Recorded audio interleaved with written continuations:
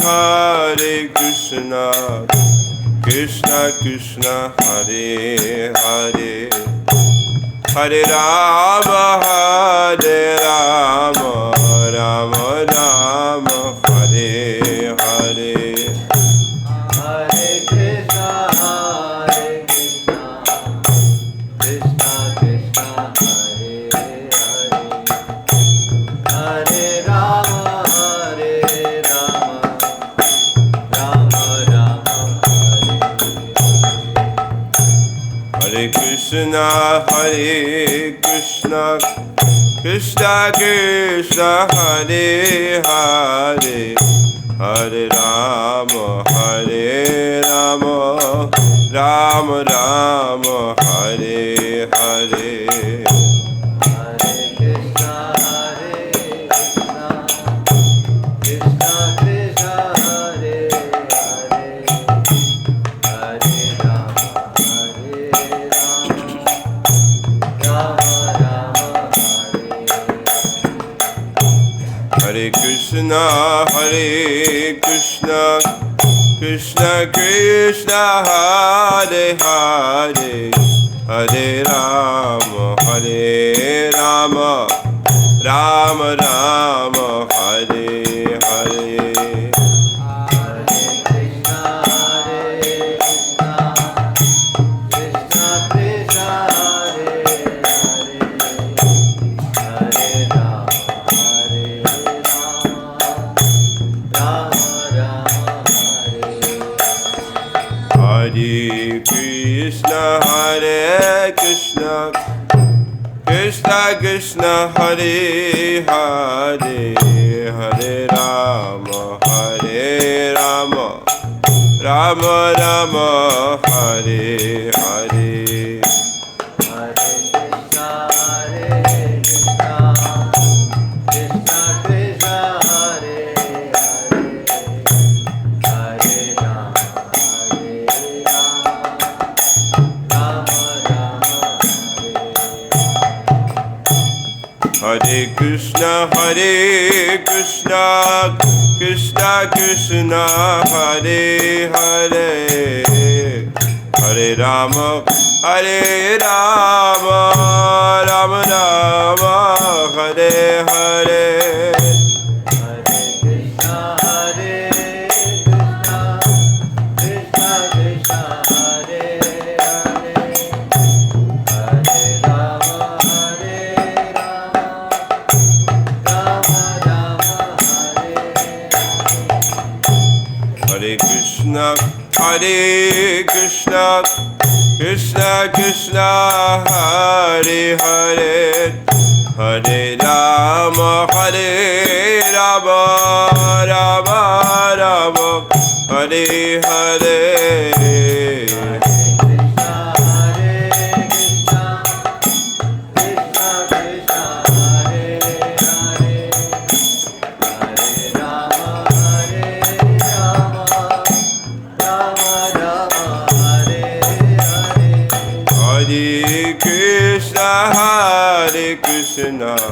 Krishna, Krishna, Hare Hare, Hare Rama,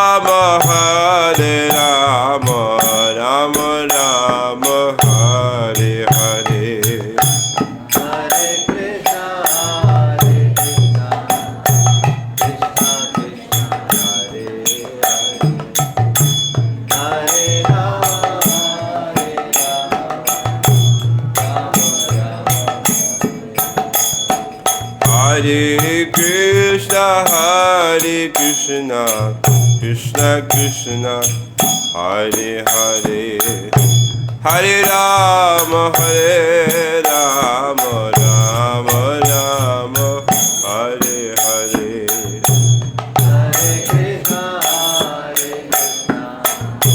Krishna Krishna, Hare Hare, Hare Rama, Rama Rama, Hare Krishna, Krishna, Hare Hare, Hare Rama, Hare Rama, Rama Rama, Hare Hare. Hare Krishna, Krishna Krishna, Hare Rama, Rama Rama. Hare Krishna. Today we are going to celebrate Vyasa Puja about Venerable Guru Maharaj, Prabhupada Radhanath Swami Maharaj. So what is the true meaning of Vyasa Puja? Today is the most important and auspicious day for true followers of Bhakti Prabhupada, Sri Vyasadeva, who is the incarnation of Lord Narayan, was born on the full moon day of month of Vasa. In Bharatvarsha, everyone worships their spiritual master, who is a true representative of Vyasadeva on this day, which is celebrated with great honor and reverence as Sri Vyasa Puja or Sri Guru Puja. It is essential, however, that we understand the true significance of Sri Vyasa Puja. Merely placing a garland on the neck of Sri Guru Maharaj or offering at his feet a few flowers and fruits, some money, sweets, articles or clothes doesn't mean that real worship of Guru has been performed. The real Vyasa Puja is to surrender oneself completely at the lotus feet of Sri Guru Dev and to fulfill desires and instructions. This means that one should completely offer his independence at the lotus feet of Sri Guru in the mode of surrender. O Sri Gurudev, I am offering everything that belongs to me at your lotus feet at the time of his initiation from Sri Ishwar Puri Path. Sri Chaitanya Mahaprabhu said, Sri Chaitanya Bhagavad Adi Kanth 1754-55. ये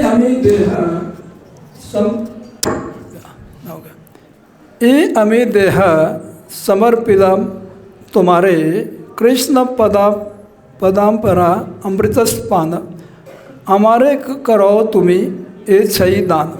O Gurudev, I have surrendered my body and everything that is mine at your lotus feet. I shall follow your every instruction. My only wish is to receive your merciful benediction by which you kindly make me drink the transcendental nectar of Sri Krishna's lotus feet. Sri Biswanath Chakravarti Thakur writes, Yasya prasadat Bhagavad prasado. Narottam Das Thakur writes in Prem Bhakti Chandrika, Sri Guru Charan Keval Bhakti Sadam Vando Moi Sabdhan Mate.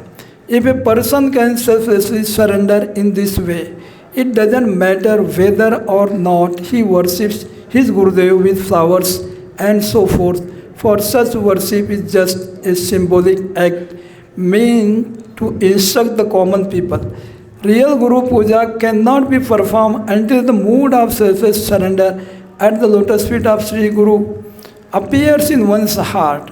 Sri Sanatana Goswami and Rupa Goswami relinquished not only their home but also their post as Prime Minister and Treasury Minister, their abundant opulence, their property, servants and so on, specifically so that they could fulfill the desires of Sri Chaitanya Mahaprabhu. They approached Sriman Mahaprabhu empty-handed and feeling, Namo Mahavadanyaya Krishna Prema Pradayate, Ki Ami Kena Amai Tapatre. Now we are yours. They completely surrendered themselves to him. This alone is the real mood of Vyasa Puja. What is truly the most desired goal in the world? It is service unto the lotus feet of the divine couple, Sri Sri Radha Krishna, serving their lotus feet in undoubtedly our only purpose in life. Although it is extremely rare to achieve this, E Rupe Brahmande Brahmute Kond Bhagyavan Jiv.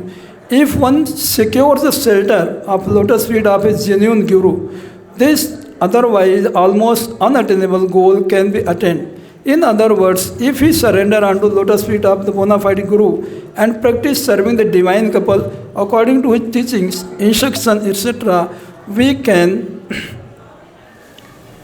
excuse me.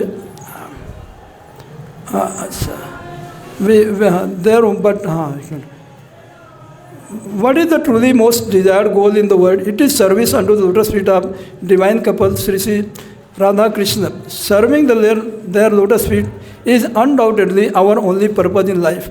Although it is extremely rare to achieve this. E rupe brahmande bhramte kon bhagyavan jiv. If one secures the shelter of the lotus feet of genuine Guru, this otherwise almost unattainable goal can be attained. In other words, if he surrender unto the lotus feet of the bona fide Guru and practice serving the divine couple according to his teachings, instructions, etc., we can attain the loving service of Sri Sri Radha Krishna very soon. Although Sri Krishna himself is the origin of bhakti, Sri Guru is his incarnation or manifestation.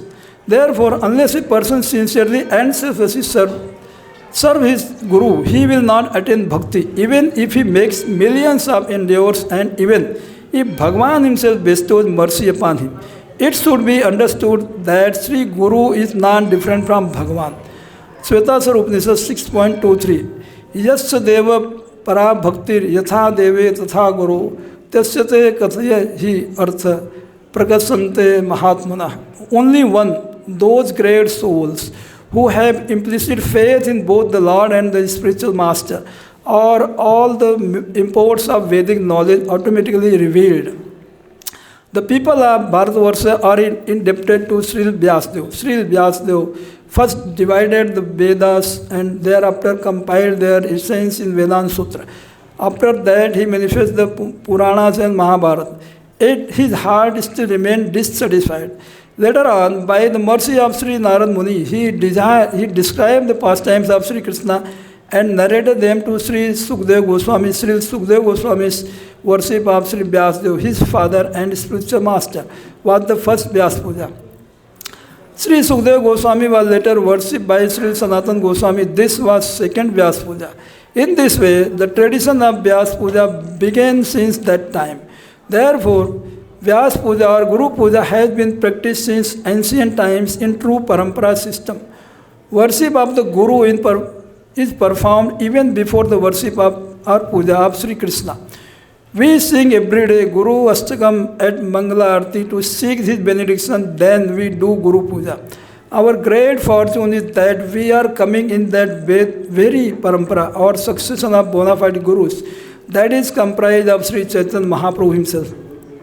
Sri Sarup Damodar, Sri Ramananda Rai, Sri Rup Goswami, Sri Sanatana Goswami, Sri Krishnadas Kaviraj Goswami, Sri Narottam Das Goswami, Sri Vishwanath Chakravarti Thakur, Sri Jagannath Das Babaji Maharaj, Sri Bhakti Vinod Thakur, Sri Prabhupada, Sri Bhakti Vedanta Swami, Sri Prabhupada, our Gurudev and his God brothers. Only in this succession of bona fide Gurus is the conception of service to Sri Sri Radha Krishna, especially as the maid servant of Srimati Radhika, acknowledged as the topmost goal of life. The son of Sachi Devi, Gaur Hari Sri Chaitanya Mahaprabhu, who is none other than Sri Krishna himself, but with the mood and complexion of Sri Radha, appeared in this world to bestow this most auspicious gift. Srimad Mahaprabhu himself did not preach this doctrine, but inspired it in the heart of Sri Rupa Goswami and manifested it in this world through him. Sri Chaitanya Mahaprabhu's gift and service to the divine couple Sri Sri Radha Krishna in pursuance of the modes of Sri Rupa Manjari is solely what he came to give. Although we are so fortunate to be in this parampara, to truly imbibe the concepts of Sri Goswami requires sincere and honest effort. C.C. Mad 19151. E rupe brahmande brahmate kond bhagyavan jiv Guru Krishna prasad pai bhakti lata bij.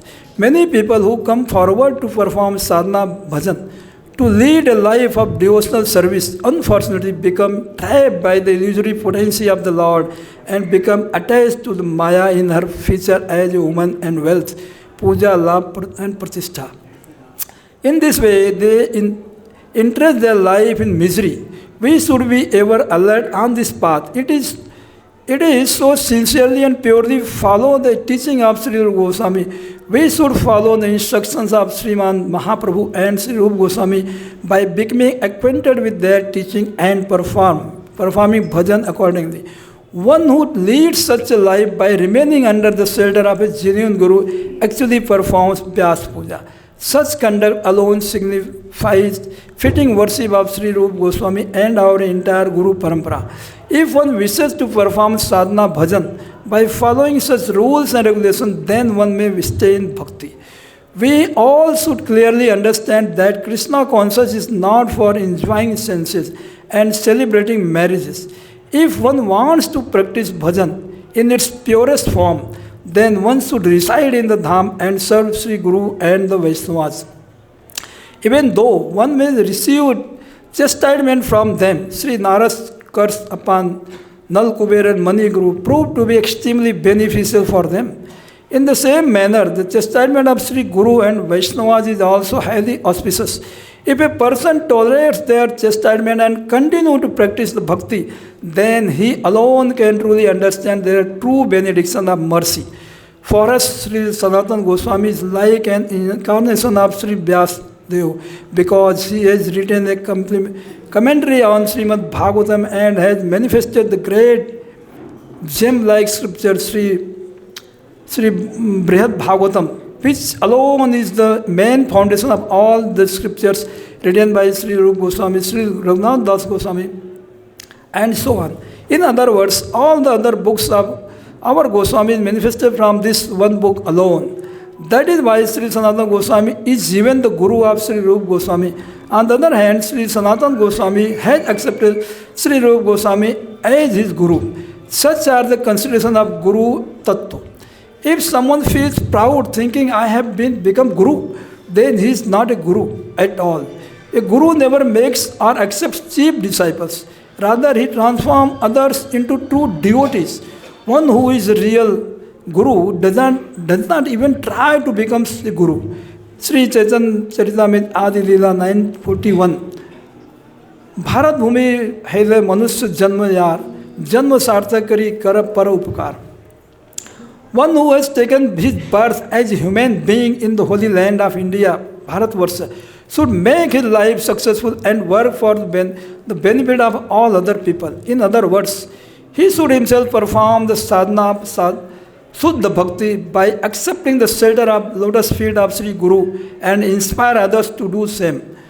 This alone is the highest form of benevolence. All of the sadhakas are practitioners of bhakti coming in the line of Sri Chaitanya Mahaprabhu should first become acquainted with the teaching of Sri Rupa Goswami and the principle of Guru Parampara, and then they should preach to others. A true disciple can understand desire of his Guru. Lord Chaitanya said, Apani Achari Sikamu Sobar. It is necessary to both practice and preach.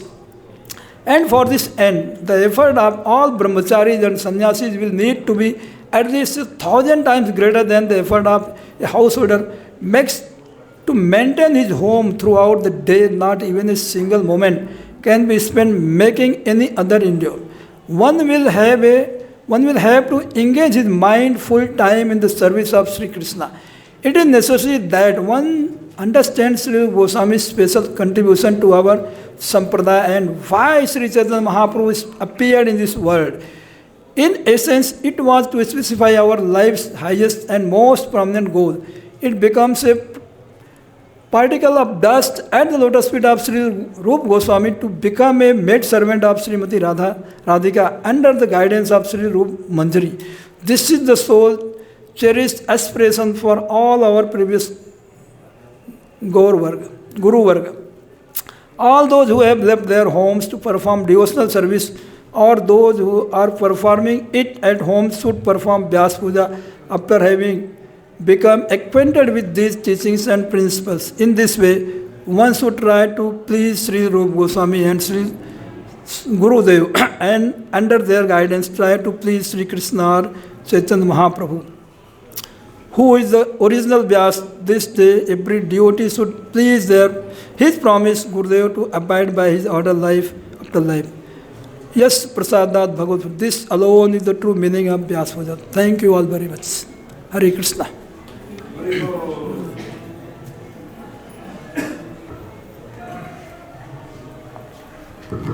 Thank you, Prabhuji. Now we request Madhav Das Prabhuji. He is Srila Prabhupada's disciple from Miami. Prabhuji can begin the glorification, and Mahadevi Mataji can. Hare Krishna. So let me first offer my humble obeisances unto our beloved spiritual master, His Divine Grace, Radhanath Swami Maharaj. By his mercy, I got the association of wonderful devotees like Radhanath Swami. And I met him, I saw him several times, but I actually had one-to-one conversation with him during Mahakumbha Mela several years ago, 10, 12, 20 years ago, I forgot. But he came there, and I was there, and he was very respectful to me. I was amazed. I told him he must be an Uttama Adhikari. And he told me I was living at that time in Fairfield, Iowa. And that's where the Maharishi International University is. And I told him I was living there. And he said, oh, they invited me to come and speak. You know? So I said, oh, please come. Please come. You know, I said, I have a house there that I own, and I have some land, but I'll give it to you if you will open a center there. You know? And he just smiled. He just thought, oh, just see how detached Madhavadas Das was. But I was thinking, if he comes, you know, then I'll have the association of so many wonderful devotees, and also I'll unload so many worries about my business. But he was very humble and very appreciative, and I had only a little association with him, but I'm very grateful for what I had. Thank you very much.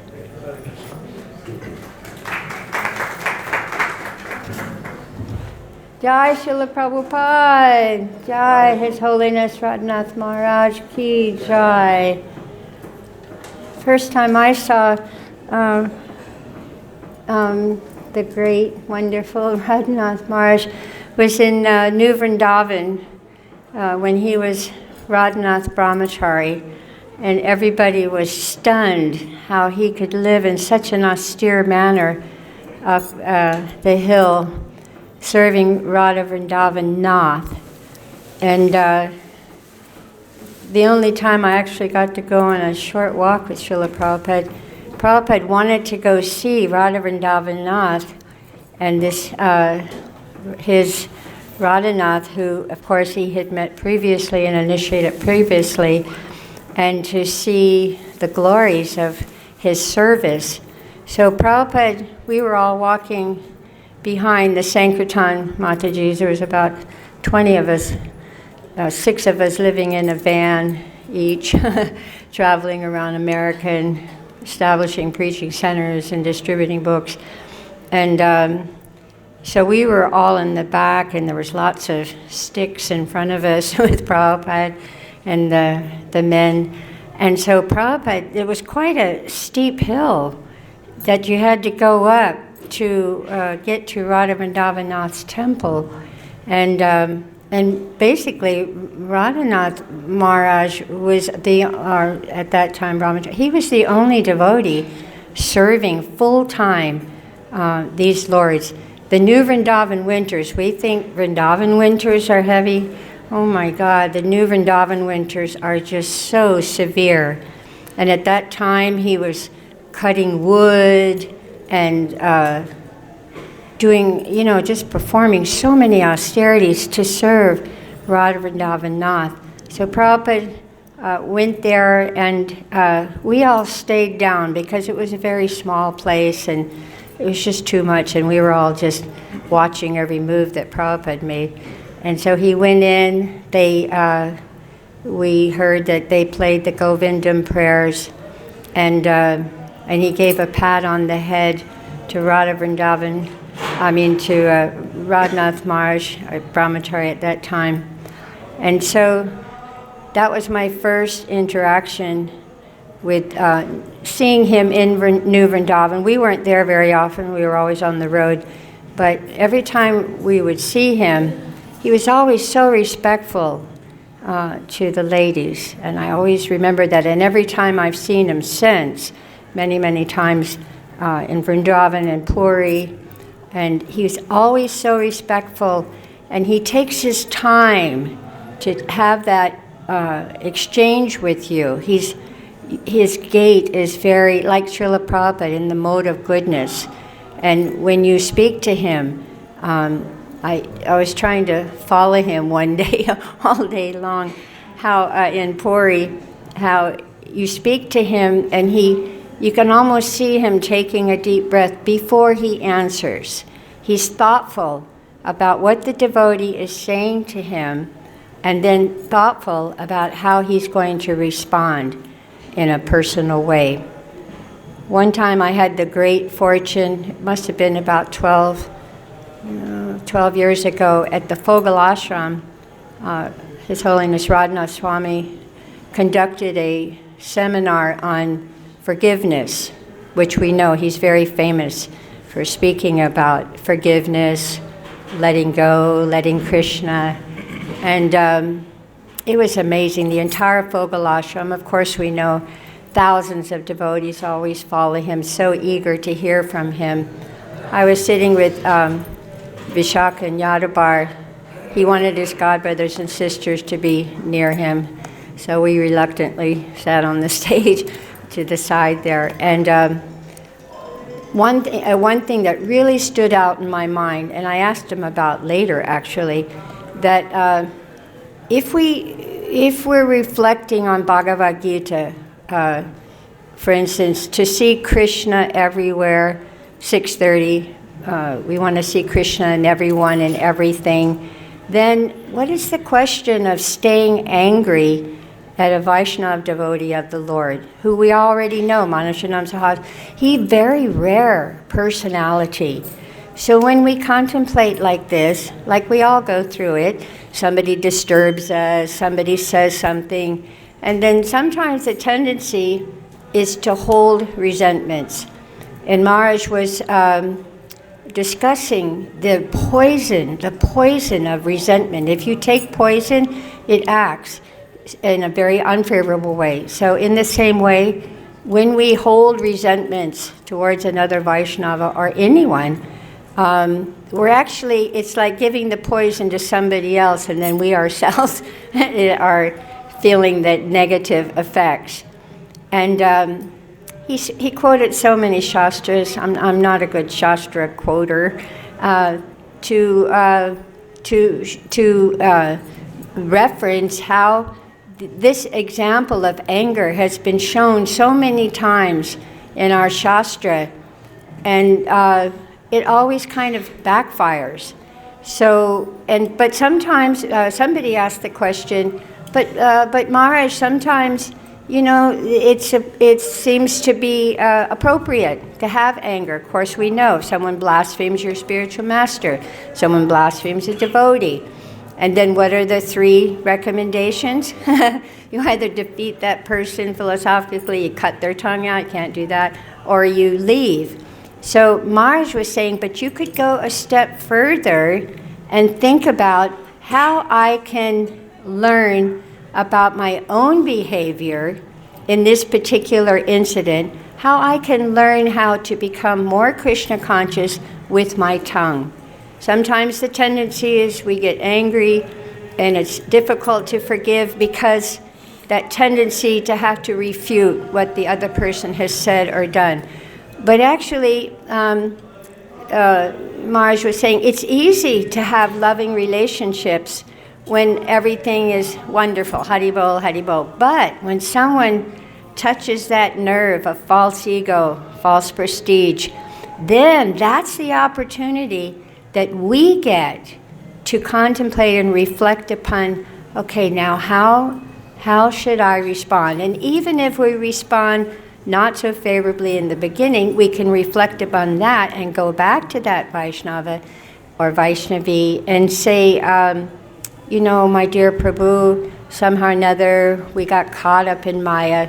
And rest assured, it is Maya when we get into things like that, because we're not putting Krishna or Srila Prabhupada, our Guru, in the center. That was another point that Maharaj made. Do we truly want to love our Guru? Do we truly want to love Krishna? Then we truly have to love Krishna's devotees. Because when we go back to Goloka Vrindavan, it's all about Krishna's devotees. Just like Prabhupada was saying the other day, wherever Krishna is, he's never alone. He's always with his associates, his devotees, his loving devotees. Srila Bhakti Charu Maharaj used to use that word a lot, love. Don't be afraid of the word love. And Radhanath Maharaj also uses that word love in very many classes he gives, especially in relationship to forgiving and having compassion and letting go. These things that we all go through, they're very unimportant in the bigger journey, as Maharaj talks about. So when I think of Radhanath Maharaj, my very, very dear godbrother, and I had the wonderful opportunity to associate with his devotees, it just makes the presence of Srila Prabhupada more and more alive. When I see all of you, it's like seeing Srila Prabhupada, seeing Maharaj here, because we're trying to reflect the loving service, the loving relationships that we have with each other by the mercy, like we were talking about in class today, causeless mercy. And that was another, come to think about another class that Maharaj gave about this causeless mercy. Have we been forgiven by Krishna through, over something? Have we been forgiven by Srila Prabhupada and our Guru? Of course. We feel forgiven. We feel, Guru Maharaj, Krishna Balaram, Prabhupada, please forgive me. And then we feel something. If we're truly repentant, we feel something within the heart that, my Guru and Krishna, they're helping me to move on with a more sincere service attitude. So in the same way with Vaishnava, devotee of the Lord, it's so important, Maharaj says, to see Krishna. There's Srila Bhaktivinoda talks about if we're not happy when we see devotees coming towards us, then there's something wrong with our Krishna consciousness. And particularly those devotees that we may not, care for or have an issue with or whatever, those devotees are even more special to develop at least a loving appreciation for within the heart. Not that we have to be buddy-buddy with everybody, but that we can have a loving respect. As Mahaprabhu says, respect, he doesn't just end it there. Respect for TP, GBC, my best friend, or all, for all. So all means everyone. So I'm very grateful to Radhanath Maharaj for always reminding me of that particular aspect of developing Krishna consciousness. So I wanted to just end with, and this book has actually created many devotees around the globe who would not have come to the temple otherwise. And maybe these devotees are not 16 rounders or, ISKCON devotees, but they're devotees because they're developing an interest in Krishna consciousness because of how Radhanath Maharaj presented the information in this book, and of course how he met Srila Prabhupada. So I just wanted to read this one pastime about the glories of chanting Hare Krishna and the potency of chanting Hare Krishna, as also along with forgiveness and moving on from anger that Maharaj talks about a lot. He also talks about the potency of chanting Hare Krishna. He had a very, a very heavy situation where he really had to depend on the holy name. So I'll just end my offering here with this little excerpt from Maharaj's book. So as we know, he was a big traveler through the jungles, and he met many rishis, and they lived in many austere conditions. So he says, on an autumn afternoon, suffering a bout of dysentery, I squatted in the bushes in response to the screaming call of nature. Really good writer. Already feverish and completely exhausted by the disease, I was horrified to see an enormous snake crawl out of the bushes and slither toward me. It was about 6 feet long and 2 inches thick, yellowish with green spots. I recognized by its triangular head that it was poisonous. The reptile fixed his stony stare on me, crawled right on top of my squatting bare feet, and stopped, resting its chilly body. I dared not move. Holding my breath, I contemplated. Death may come at the least expected moment. Is this the inglorious way I must die?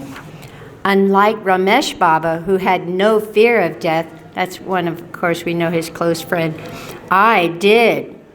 The pounding of my heart and reeling of my mind showed me how very far I had to go to be yet surrendered to the Lord.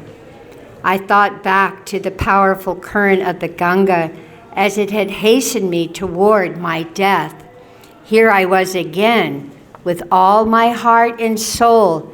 I softly chanted again and again, Hare Krishna, Krishna Krishna, Hare Hare, Hare Rama, Rama Rama, Hare Hare.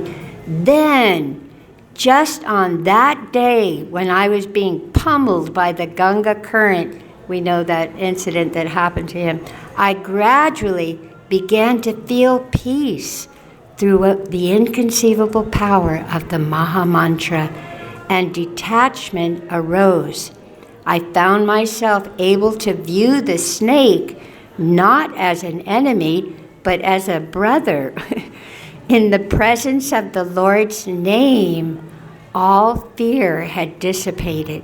I rejoiced. Minutes passed. The serpent stared into my eyes. Then, slowly turning its head, it slithered back into the bushes. Humbled, I reflected. Today the Lord has revealed to me what a tiny child I am on the spiritual path. When a child is in danger, his only means of protection is in appealing to his mother or father. And today, the mother and father of this tiny child have come in the form of their holy names to give me shelter. Thank you, Radhanath Maharaj, for helping me to develop my faith in the holy names of Krishna and to develop a mood of always relishing, respecting the Vaishnava devotees of the Lord. Hari Bol, Hare Krishna. Thank you very much, Mataji. Now we request Panchagoda Prabhuji. Om Jnanatimirandasya Jnananjana Shalakaya Chakshurunmilitam Jena Tasmai Shri Guruve Namaha. His Holiness Radhanath Maharaj ki jai.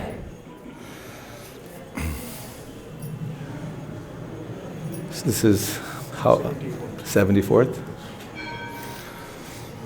Yes, I used to visit New Vrindavan often from Miami Temple. So we'd see Radhanath Brahmachari. Also, he came to Miami to visit us. And many times we've been together just to see his appreciation of Prabhupada and Prabhupada's teachings and how he deals with the devotees, his god brothers.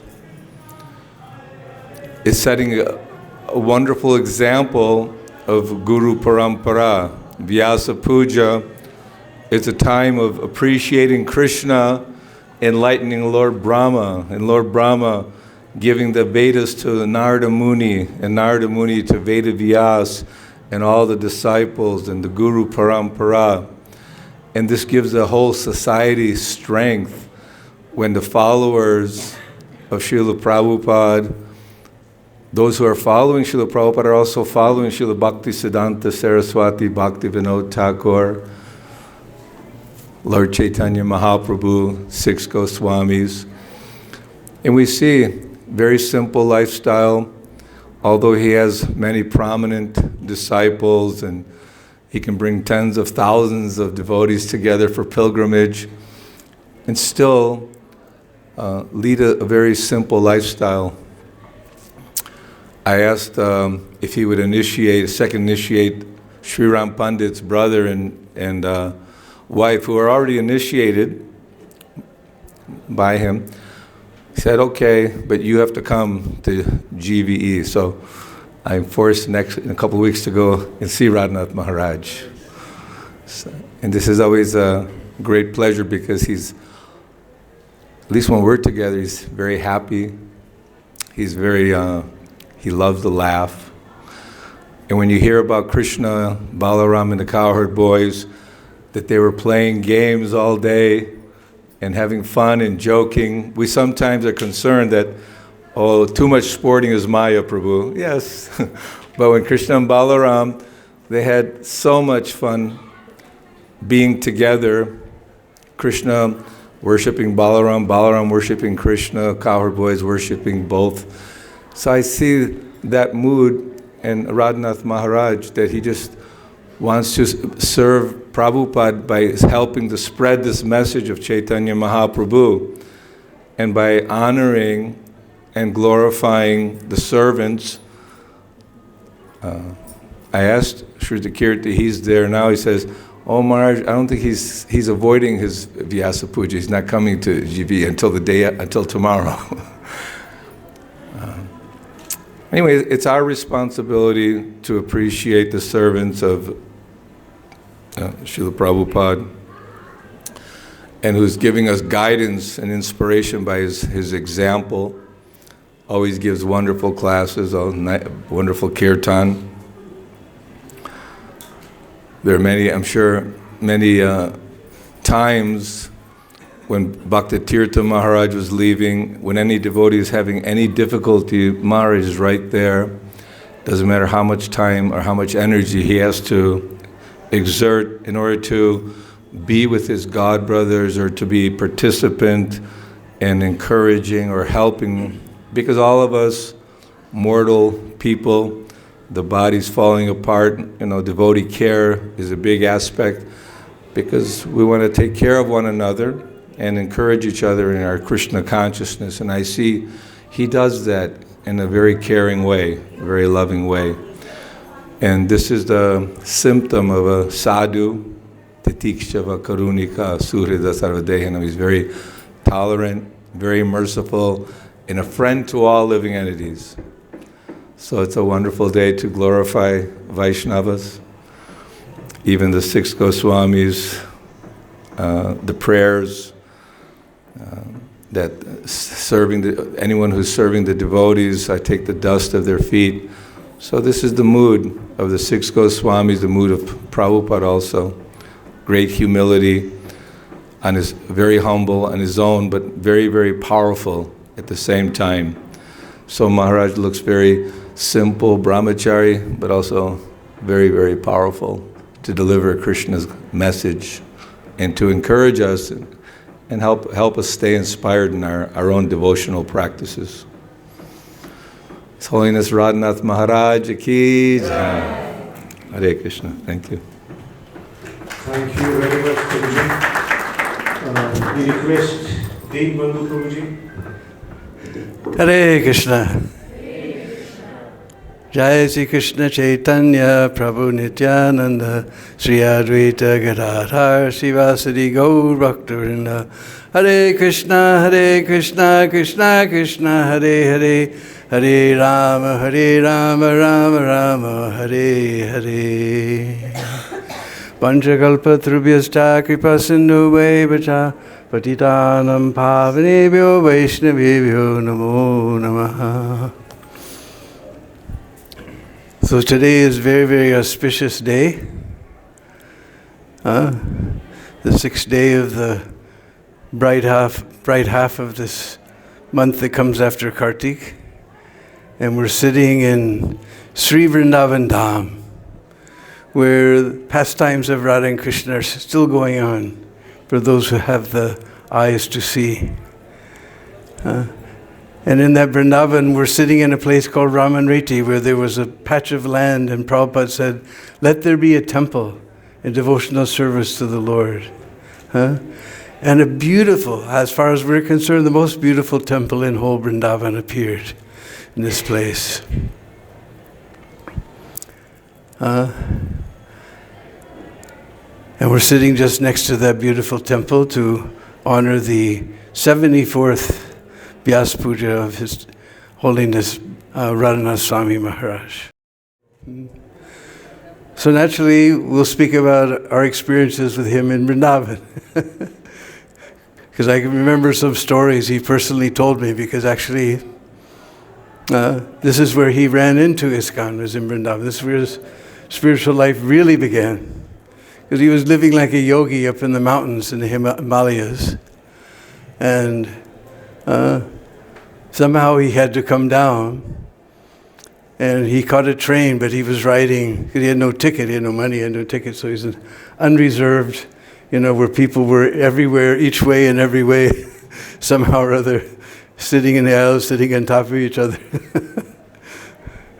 And somehow he managed to fall asleep, and he missed his stop in Delhi. He was going to get down in Delhi. And when he woke up, he realized he'd missed Delhi. The next stop was Mathura. And he never heard of, he heard of Mathura, but he didn't know anything about it.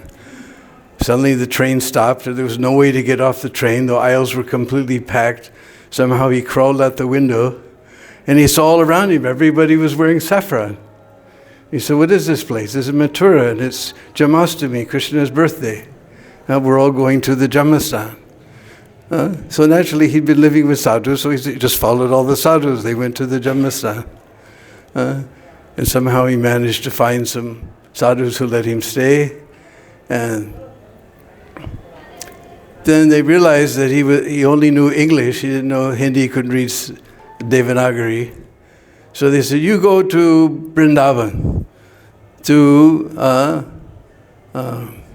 Ban Maharaj's place. He has books in English. You can find out what this place is all about. So he went to Ban Maharaj's mutt and stayed there. And sure enough, there was books in English, and he began to study. And there was a fellow staying in Ban Maharaj's mutt named Akinchana Krishnadas Bhavaji Maharaj. And he saw that only he chanted Hare Krishna or bhajan. He would, after Mangalartik, he'd grab the mridanga and just sing all these beautiful Vaishnava bhajans. Otherwise, he was just chanting and chanting. And he took special care of Maharaj without saying anything to him. And one day, there's a day in the summertime, beginning of the summer, Vaisak, called Ban Bihar Prakama, just after Nrsimha Chaturdasi. 2 or 3 days afterwards, everybody does Prakama Vrindavan at night.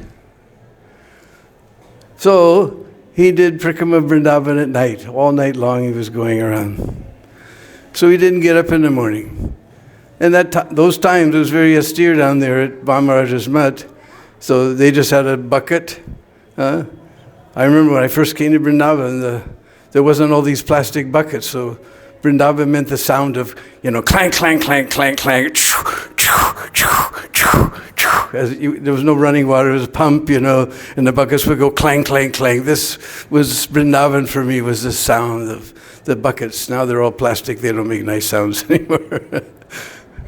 And suddenly this voice in perfect English said, why didn't you come to Mangalartik? And he turned around, he just saw this little Bengali guy sitting there. He couldn't possibly speak such good English.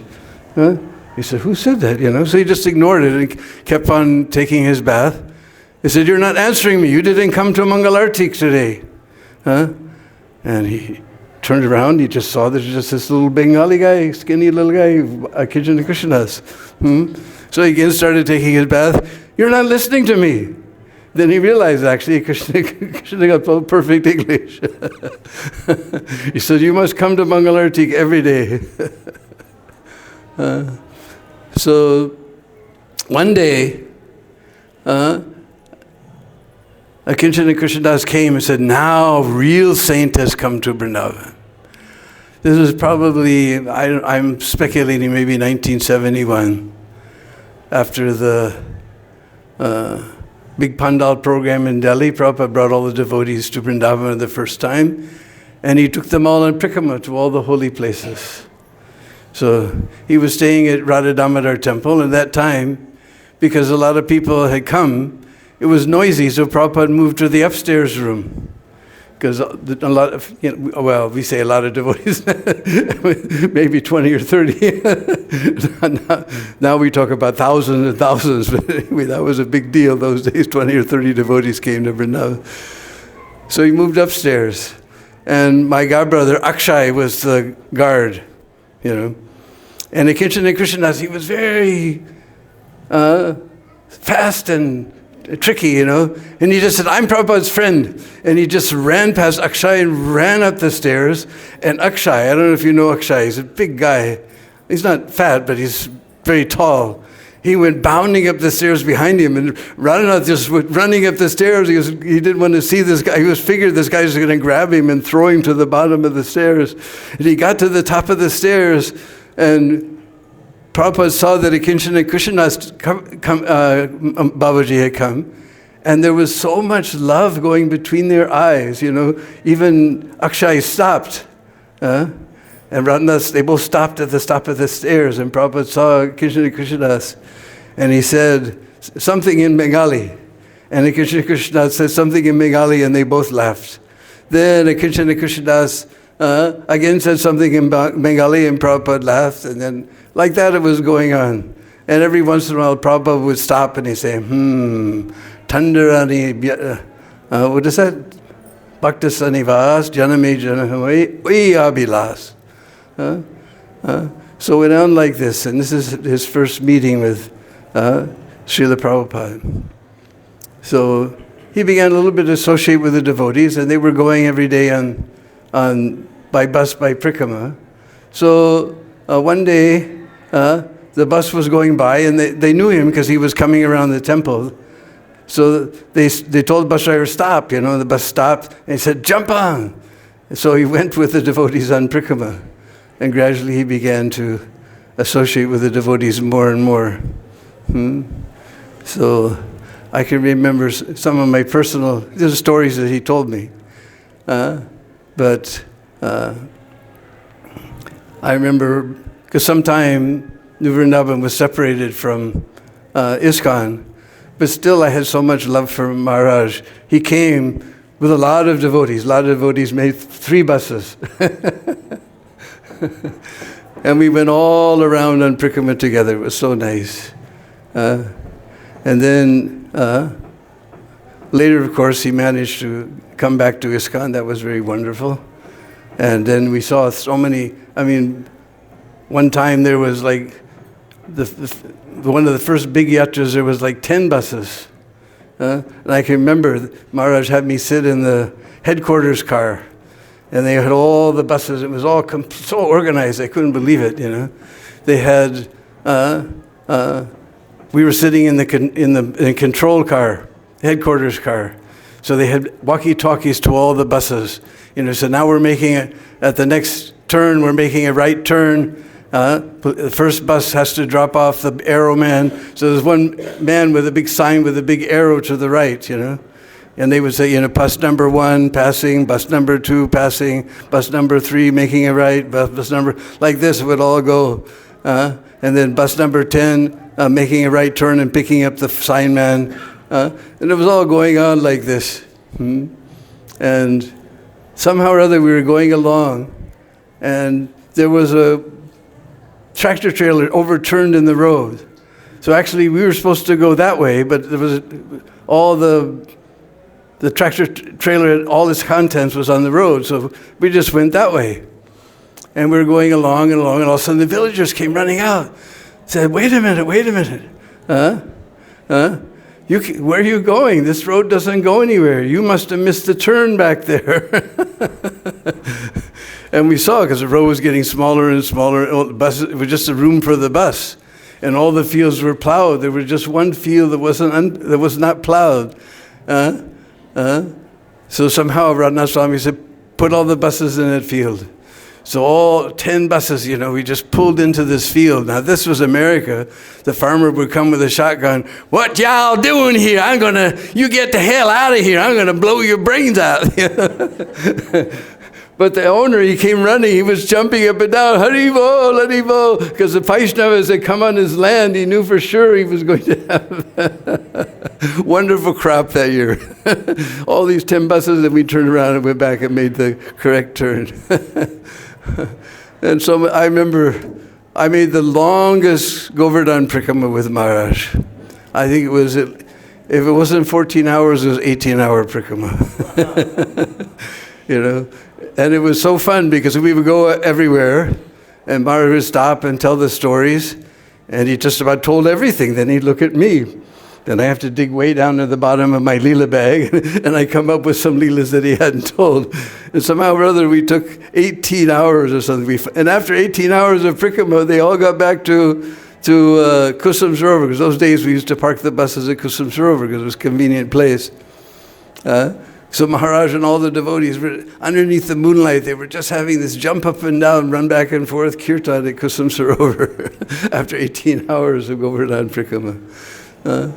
So these are some wonderful memories that I have of Maharaj. As Pajagoda was saying, he's so devoted to spreading the mission of Srila Prabhupada. Who's ever his disciple here, you're very, very fortunate. And you have all our blessings, and whatever seva we can do for you, we're ready to assist you in any way in your journey in Krishna consciousness.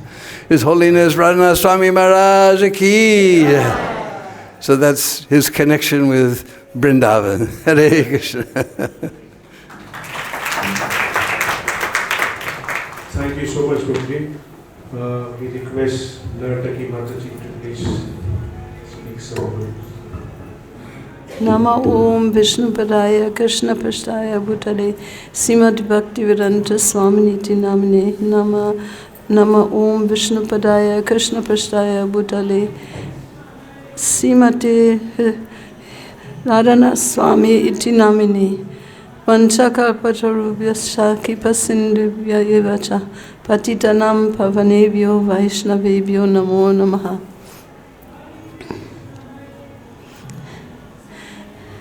Sometimes it is bewildering to glorify someone who has so many wonderful qualities. It's like it's overwhelming. Where should I start? Where should I start?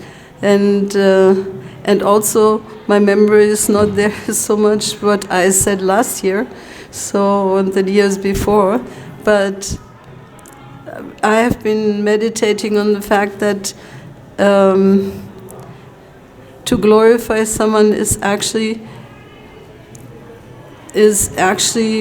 even his own activities are glorifying that personality, his own activities and words and examples. And in this, Radhanath Maharaj is very well known for his dedication to Srila Prabhupada and complete surrender to him, and also his observation of what Prabhupada found very important to be known, that he continues teaching that and impressing that on all of us to like cooperation and love and trust and so many wonderful qualities that help in this mission to spread Krishna consciousness and to sustain this Vaishnava tradition. And I was just thinking, after Srila Prabhupada left this world, naturally, he had already warned us that when a Vaishnavacharya leaves the world, then there's often turmoil. So in the 80s we experienced such turmoils also. And I got to know Radhanath Maharaj when he was, just like Dinabandhu just said, he was outside of ISKCON, but then the GBC asked him to, invited him to come back, and he brought this to his small congregation that they had at the time, where now Radha Gopinath Mandir is. There was previously orphanage, and one Srinasji, a very wealthy industrialist, he was one of the trustees in that orphanage, and all other trustees had passed away, so he remained the only one there. And so this orphanage gradually, with Radhanath Maharaj's kind of intervenence, that became Radha Gopinath Mandir. And as I already said, he very much observed how Prabhupada spread Krishna consciousness. And one of the things that he saw is that Prabhupada put full importance on making the faith and trust of the followers strong in Krishna consciousness, in Krishna, and whatever would come in terms of necessities and opulences, even like building temples, building ashrams, like that he saw as a secondary thing. Also important, but he always put more importance on the congregation and maintaining the congregation. And so Radhanath Maharaj did the same thing, you know. In the beginning, in that little orphanage, there were rats, and it was run down, that building. And then as the congregation came, he gave so much love and attention to the devotees. And even, because Srinathji Prabhu was himself in part of the congregation, and he had actually known Prabhupada. His father loved Prabhupada very much and called him to his home. And Srinathji was a young man then, but some or other he followed the impersonal path. So he had many arguments with Srila Prabhupada, and Prabhupada very gracefully corrected his understanding, and but still, and then Srinathji, although he was the son of a wealthy person, he had gotten so much affection for Srila Prabhupada that many times he was driving his car. And of course, these rich people, they have their own drivers. They have not just one driver, they have many drivers. But still, he wanted to personally drive Srila Prabhupada. So, and even in this way, he got a close relation with Srila Prabhupada. But then Prabhupada passed away before he... young people, we think this situation we are in will stay forever, He mustn't have seen the emergency, like I better take initiation now from Srila Prabhupada, otherwise I may not get it from him. So that is what happened.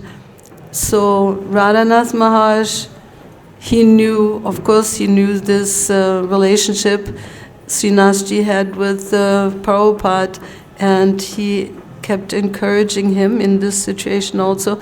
And so when ISKCON devotees, when the GBC was asking them to come back to ISKCON, Radhanath Maharaj was saying something very endearing. He said, first of all, he asked all the members, what do you think, should we join again, and everyone gave their opinion. Some were saying there was also many elderly people also, like Mahaprabhu and many other, and of course also the Mahaprabhu family, Hrishikesh Mahaprabhu, his name is Krishna Chandra Prabhu. He also, and so many others, they were giving their opinion. They were saying, well, we're already functioning all right ourselves, so maybe there's no necessity to go back. We can always go and visit, but why do we have to, like that? Then at the end they were asking him, Maharaj, how do you think yourself? And he said, as far as I'm concerned, I cannot live outside, I cannot serve outside the institution of my Guru Maharaj. And second, I cannot be without the association of my God brothers. So I was just like, I felt so wonderful. And it must have strengthened also all the members, their group members, in their commitment to Srila Prabhupada. And as I said, Srinathji had already experienced Srila Prabhupada and must have been sad not to have gotten initiation by him. So he also agreed we should join again. So they became part of ISKCON again. And they started taking yatras out, and many devotees from ISKCON joined them in Jaipur and many other places and participated in the festivals, etc. And then later on, these senior members, they took initiation from Radhanath Maharaj. Just how is that possible? Radhanath, even from, if you would see them, Srinathji was really tall, elder to Radhanath Maharaj, and from a physical stature also, you would say, how can such a prominent personality would want to take initiation from a younger, personality? But Radhanath Maharaj, because he always had a service attitude, his attitude was never, I want to become a guru and, be worshipped. I want to become a guru to be serving.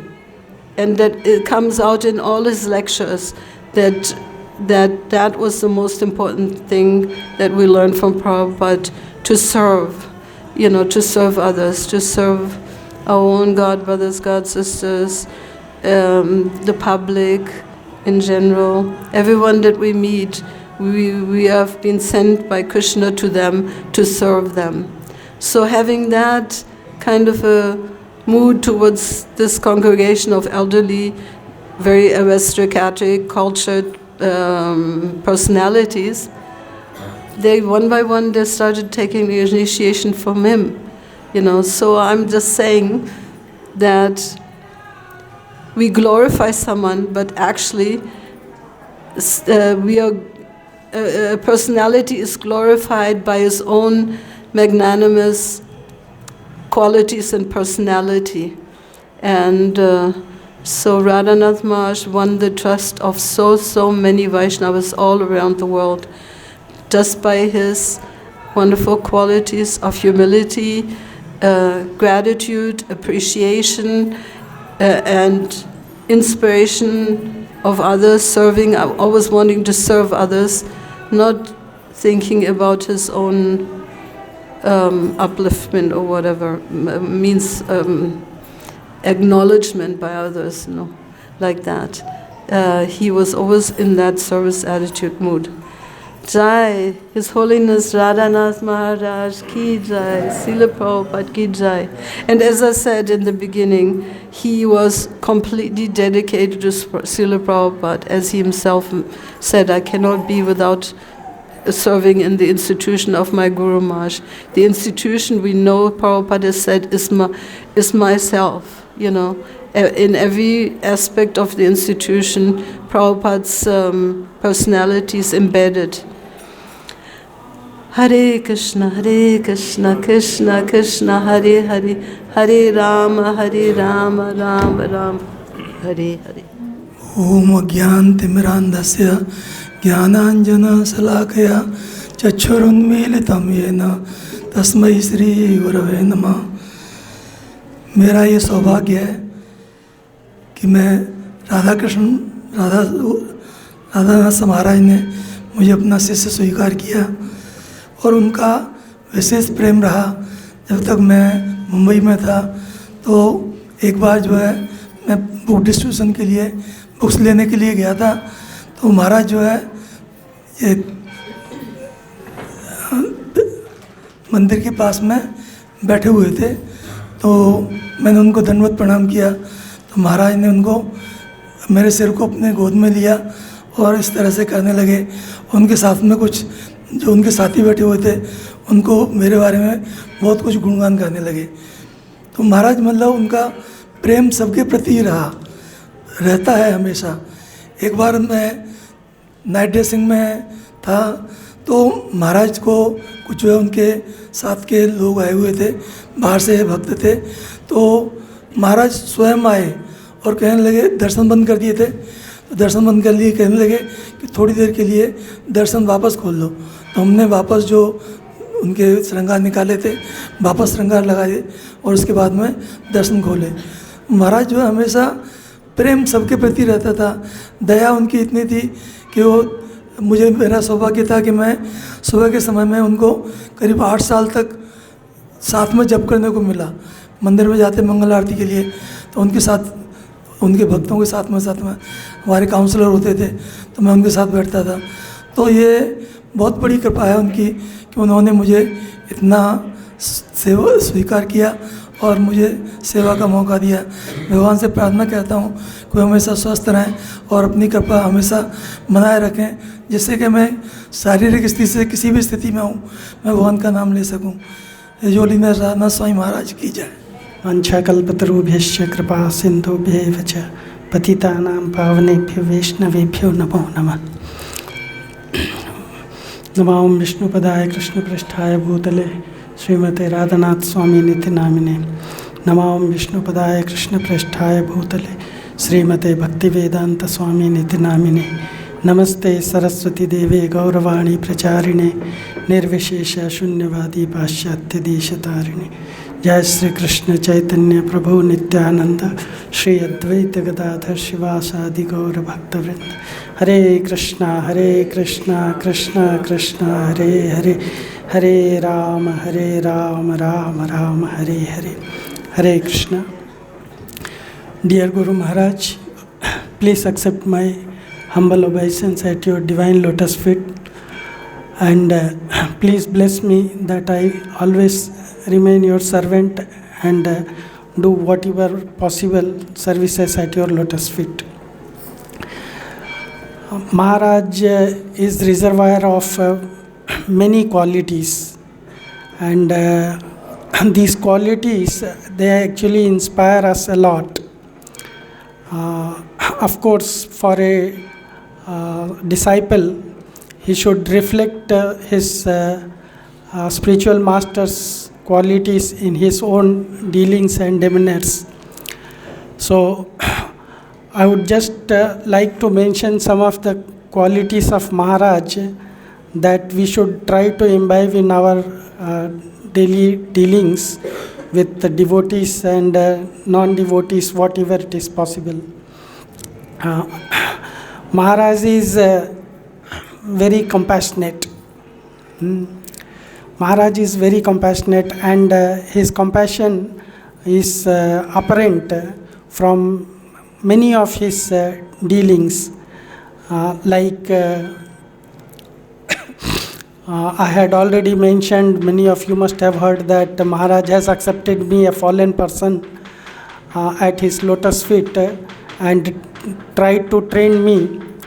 Of course, I am not so shrewd to understand things and imbibe all those things, but still he allowed me to stay in the ashram and do a little preaching activities and many other activities in the temple and be with the devotees there. So it is Maharaj's compassion that he has accepted me. He has not only accepted me, but he has accepted members of my family also, like my mother. And Maharaj has one time my mother, she was having cancer. So she was at her last time. And I came to home from the temple and understand that my mother is very sick and maybe leave any time. Her teeth has become stiff and was not opening, and the body has also become stiff. So I called one of my god brother, Vasudev Prabhu, and of course he was also staying with me at IIT Bombay.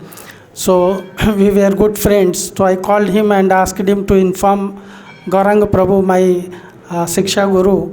And then he informed Gauranga Prabhu, and Gauranga Prabhu went and told Maharaj.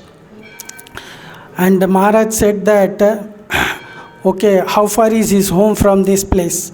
So my home was at IIT Powai, and Maharaj said that how much time it will take to reach there. On that time, during that time, Maharaj's father has also come, and he had an appointment with some doctors at some hospital, and Maharaj was also supposed to accompany him.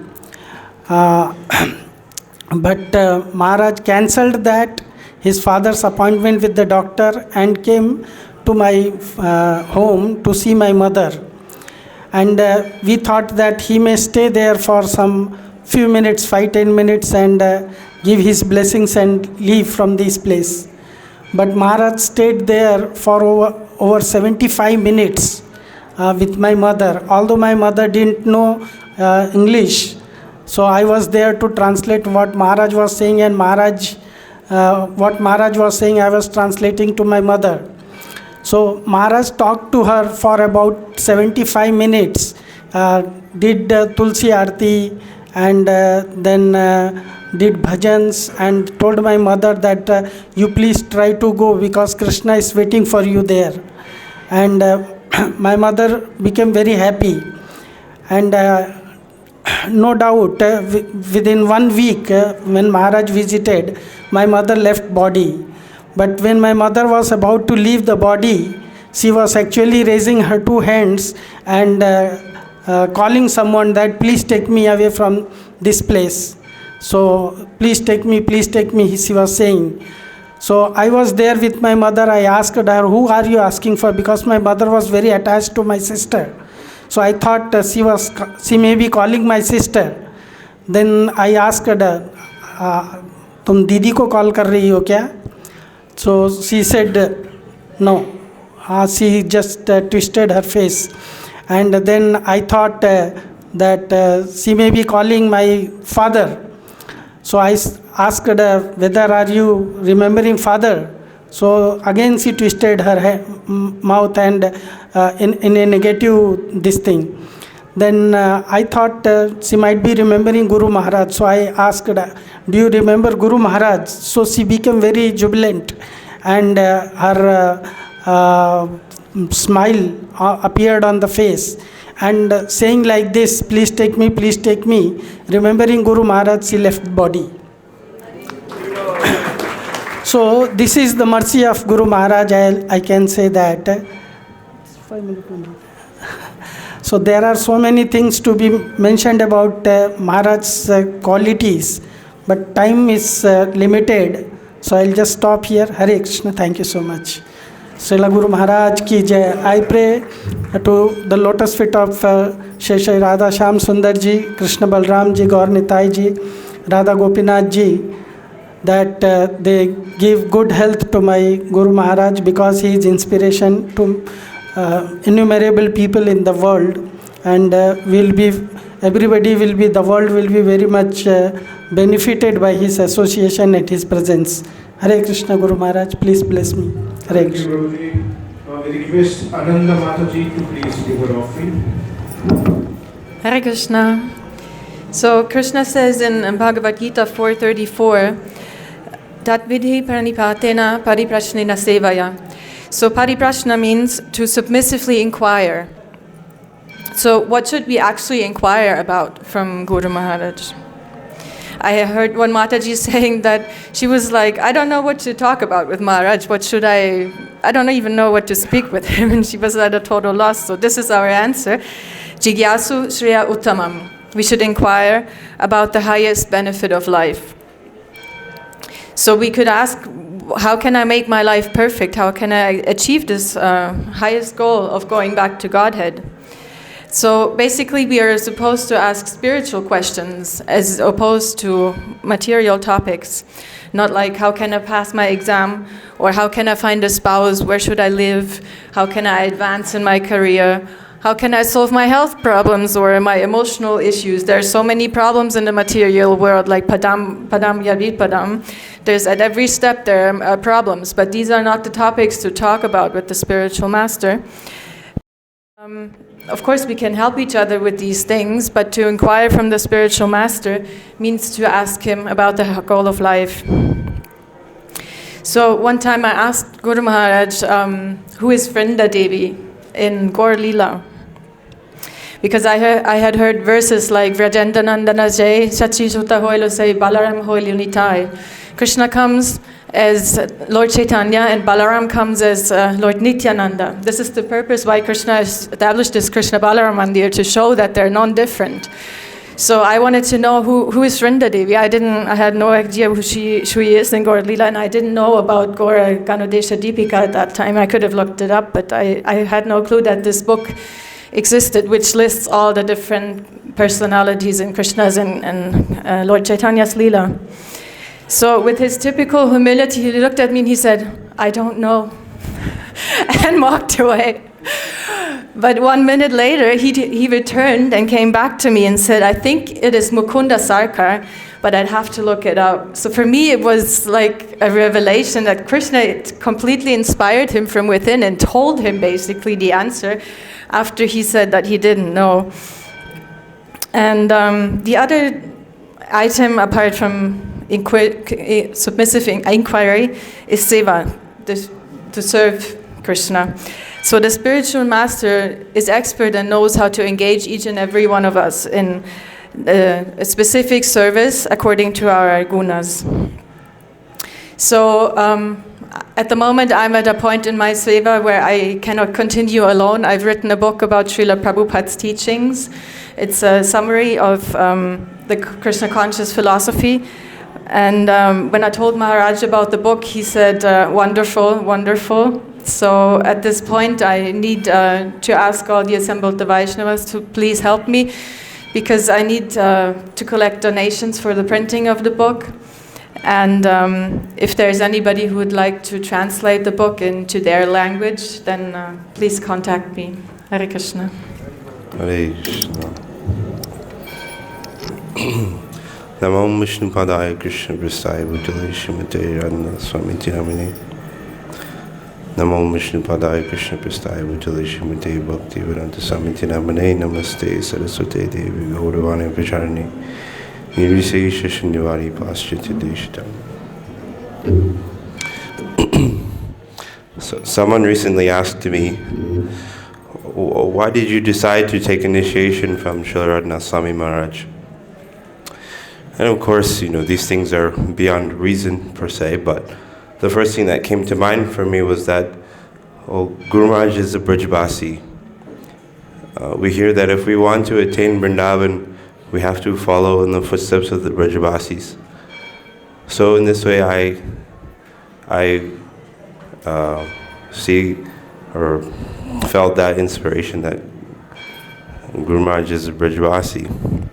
So he's such a perfect disciple that although he loves Vrindavan, we know from he tells in his life story how he was totally happy to just stay here forever and never leave. He had no desire to go anywhere else or be anywhere else. He was completely satisfied to spend the rest of his life in Braj. But in order to follow in the footsteps of his spiritual master, Srila Prabhupada, who also left his beloved Braj Dham to go to the west alone and preach Krishna consciousness, following in the footsteps of his spiritual master's order.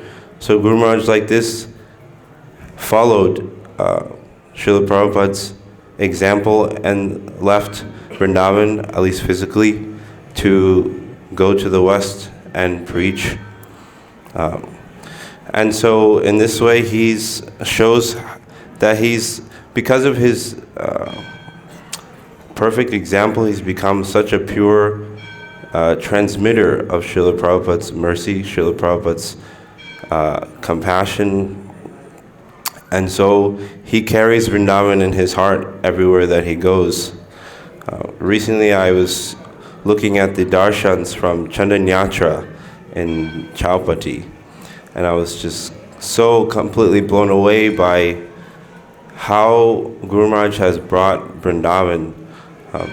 Just an incredible, it was like seeing the spiritual world, the darshan of Radha Gopinath, how the garlands are made and the decorations.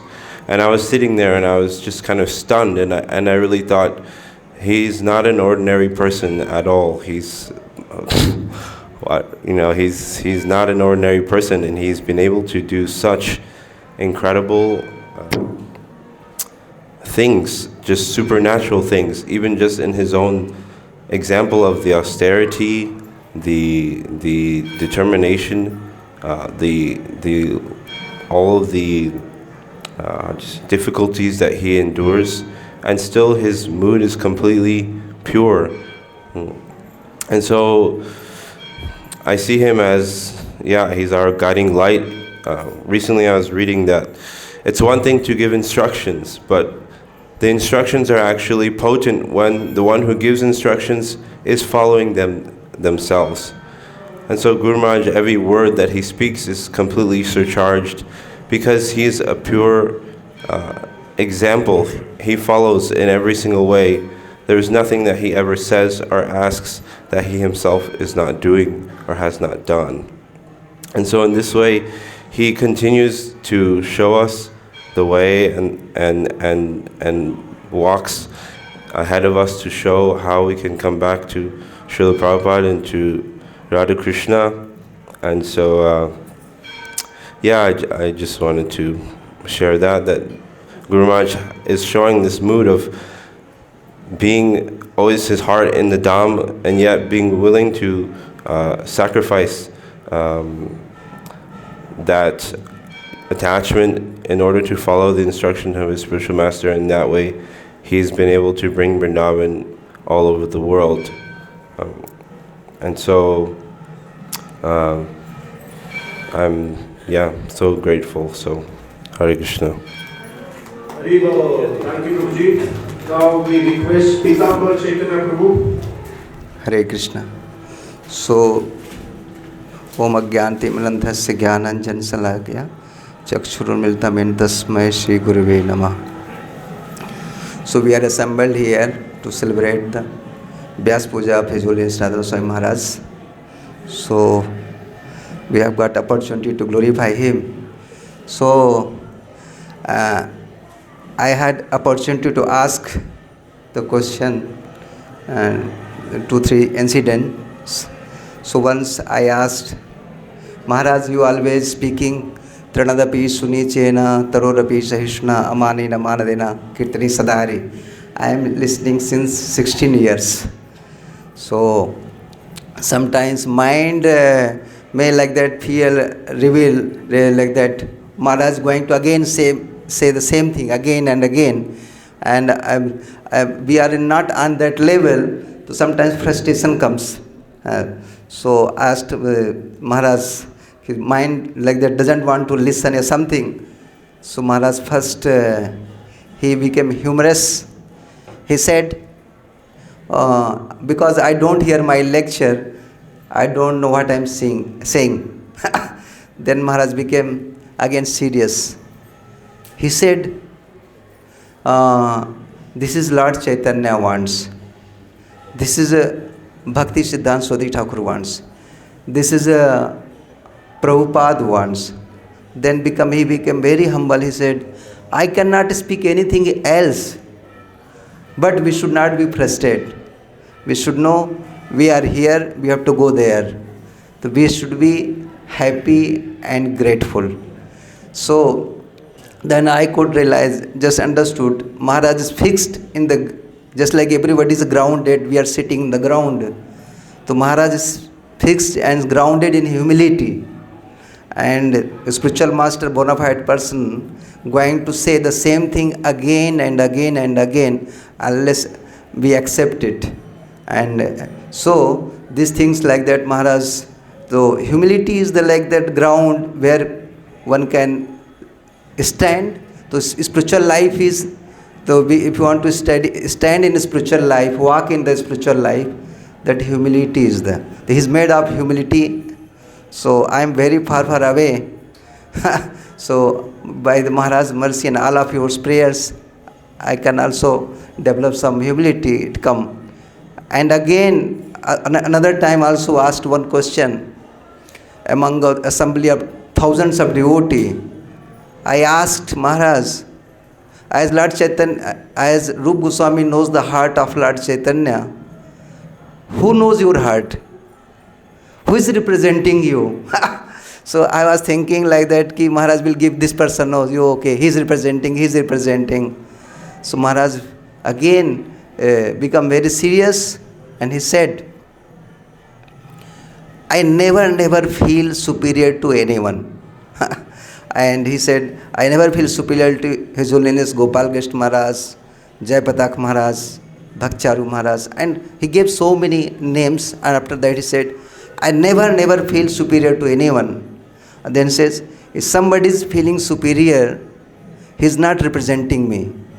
And he said, he is coming wrong place. So this is coming wrong place. He is not coming to right place.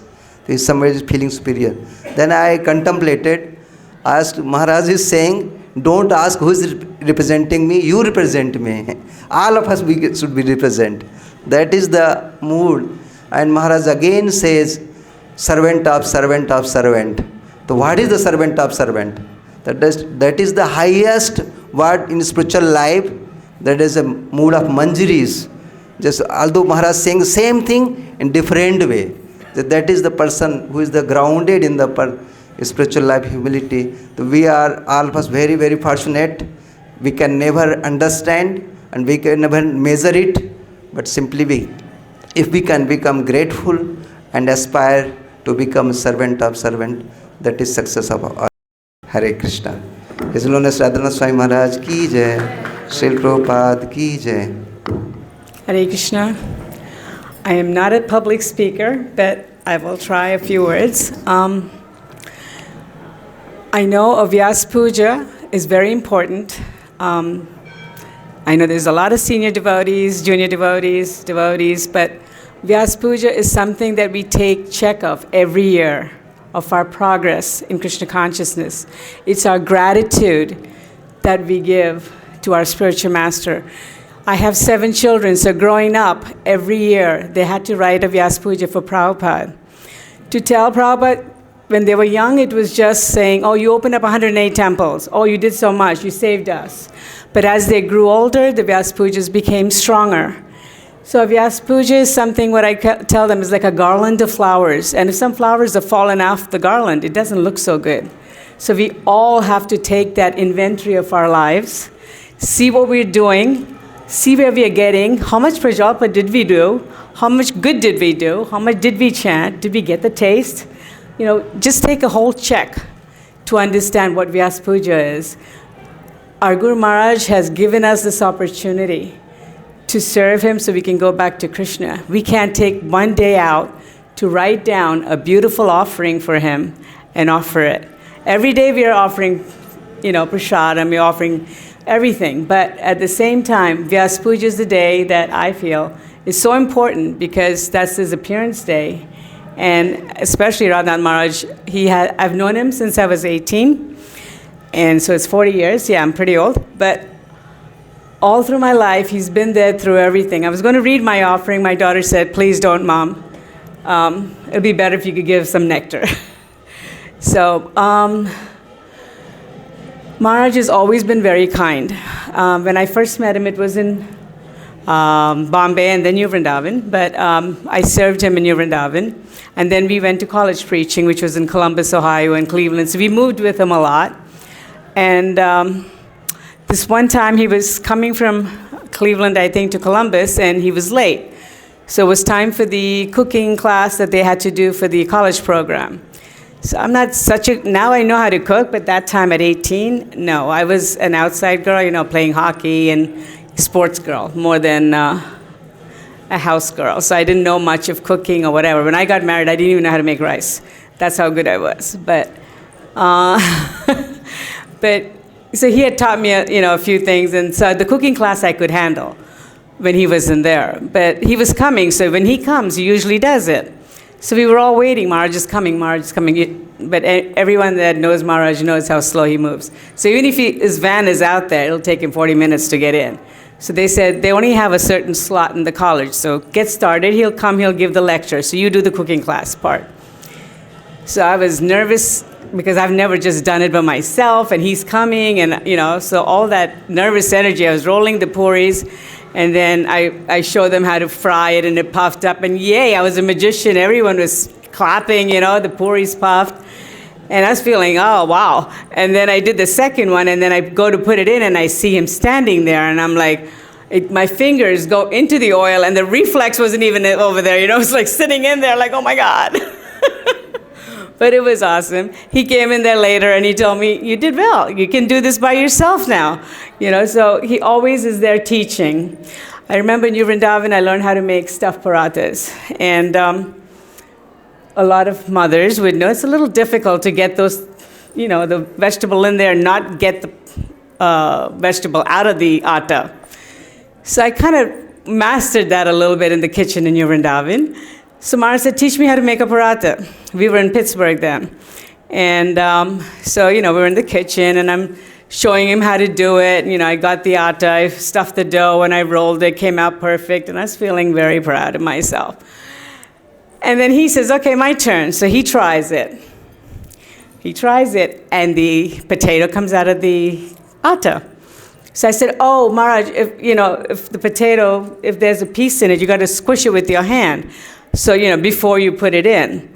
So he goes, you're not a good teacher. This is not my fault. This is your fault. You didn't teach me properly. So there, the inflated ego was like, wee, down there. So he was so good at teaching lessons. I remember that lesson all my life. When you get puffed up, poof, Krishna brings you down in a second. And it was a wonderful, important story. I lost a son a few years ago. And of course, the siblings, the children were distraught. We were distraught. We didn't know what to do. And the next day, Maharaj came, and he spent time with the kids. He spoke to them. He was there for like almost an hour and a half, 2 hours, just talking to the children and helping them get over the grief. And they were all just crying. And one of them, it was one of the twins. So the other twin was totally lost. So they were just crying, and he was like, but he didn't get initiated yet. We just did the IDC course. He wasn't linked. So Maharaj said, I already accepted him in my heart. So don't worry about that part. But then he couldn't stop crying. So Maharaj said, cry. Grieve your brother. Grieve his death. But let these tears become the tears of celebration and joy to celebrate this child's life. And that stayed with me. So now whenever someone passes away or someone loses somebody, that's what I write. It's just very beautiful. Because we're going to cry. We are humans, so we are going to cry. We are attached. We are not unattached. We are attached. But at the same time, we have to see the Vaishnava in them and learn to celebrate their lives. So you can see Maharaj always emphasizes on gratitude. It's a very, very, very important quality to have. It's very difficult. It's a very easy thing to say a thank you or to remember to go do something for somebody. It takes 2 seconds, but we're so full in ourselves that we don't have time to say, thank you, Prabhu, or go find if somebody needed something, you remember it, you bring it for them later. Show your gratitude for every person or anyone that's in your life, whether it's the shoe guy, whether, everyone's doing their seva, but at the same time, they're giving you personal service. We give personal service to Maharaj, and what does he give us? So much love. Pandita Samadarshana.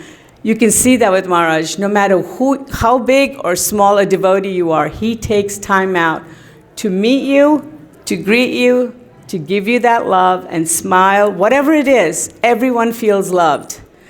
That's because he has that in him, that beautiful compassion. So that's one thing I always say, I got to learn how to smile more, be compassionate to anybody and everybody. There is no enemies. We're all Krishna's children. So there is no enemies. Okay, that person right now is, getting under my skin, but that's okay. Some karma we have to finish. But you still should be able to love them. So I always love that about Maharaj. He's always smiling all day long. People are going to him and giving their problems, or they're whining about something, crying about something. There's always something that somebody's going to him. But at the same time, at all times, he's smiling and giving you love. It's just so beautiful. We were there just the other time when he came. He stopped and talked to every one of us. It wasn't like, and since he's known my children since they were babies, yeah, they get hugs, and I remember I told them, they're getting all these hugs. We're not getting them because we're in the woman's body, right? So I'm like, we're not getting these hugs. And he just laughed. Then we were at a wedding once, and this really, really old lady was there. So she was like, going up to Maharaj, and so Maharaj just gave her like a kind of a hug. So I was sitting right behind. I said, I want one of those. And then he said, when you're 60. So a few years back, I told Maharaj, I'm almost 60. He goes, so? I said, I'm almost 60. And he goes, I said, you promised when I'm 60, you'll give me a hug. And he goes, ah, ha, ha, ha. He did his laugh, and he goes, I changed my mind. The compassion and the love, to get it from your spiritual master is really, really sweet. And for me, I've been fortunate enough to get it from Maharaj and also from Srila Prabhupada. So some punya from past lives. And I thank all of you Vaishnavas for giving me this honor to sit up here and, give a few memories of pastimes with Maharaj. And today on his appearance day, I pray for his health, because he is, ailing a little bit sometimes. So I pray for his health, and I hope all of you will take out your pens and write in Vyasa Puja for him, no matter how small you are or how big you are. Thank you. Jai Maharaj. Thank you so much, Mataji, for your wonderful offering. We request Nagapati Mataji.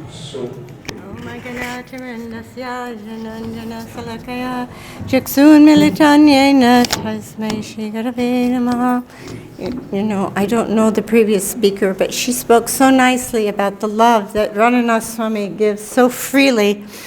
And it does remind me of Srila Prabhupada, because that was the one feature that all of his disciples will agree upon, how loving and compassionate he was for everyone. And that comes from loving Krishna. That's a sign of a very pure devotee. But I just want to express my appreciation for His Holiness Radhanath Swami, because I listen to his lectures all the time. He's so inspiring.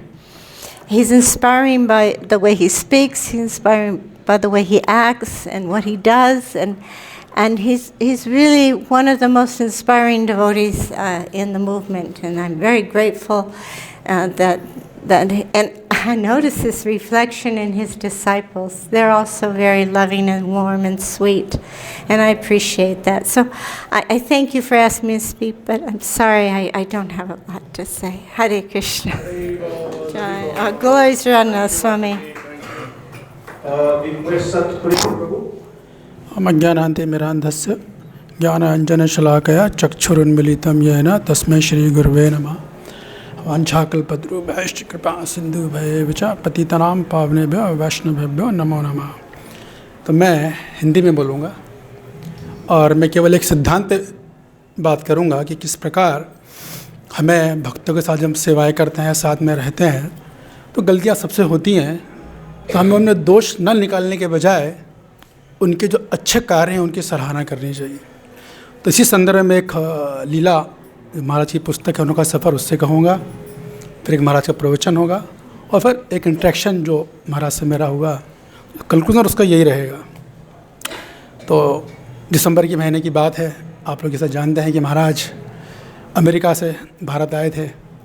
इसी दिसंबर महीने की बात थी, और महाराज ने कहीं से पता चला कि दिल्ली के प्रगति मैदान में एक विश्व योगा दिवस आयोजन किया जा रहा है, और जो आयोजन करता है वो कोई और नहीं, क्रिस्टोफर हिल, जो कि एक अंग्रेज योगी थे, वो उसका आयोजन कर रहे थे। और उन्होंने दुनिया भर के लोगों को, लगभग 800 लोग उसमें आने वाले थे, तपस्वी, योगी, लामा, दार्शनिक, अन्य धर्मगुरु सभी इसमें भाग ले रहे थे।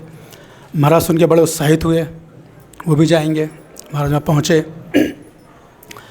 4 दिवसीय कार्यक्रम था वो, और वो सुबह से लेकर शाम तक चलता था। लेकिन अंतिम दिन वो कार्यक्रम थोड़ा जल्दी समाप्त हो गया, क्योंकि जो आयोजक थे उनको एक कट्टरपंथी समुदाय ने धमकी दे दी कि अगर आपने इस कार्यक्रम को चालू रखा तो आपको गोली मारा जाएगा और जितने लोग हैं सबको भून दिया जाएगा।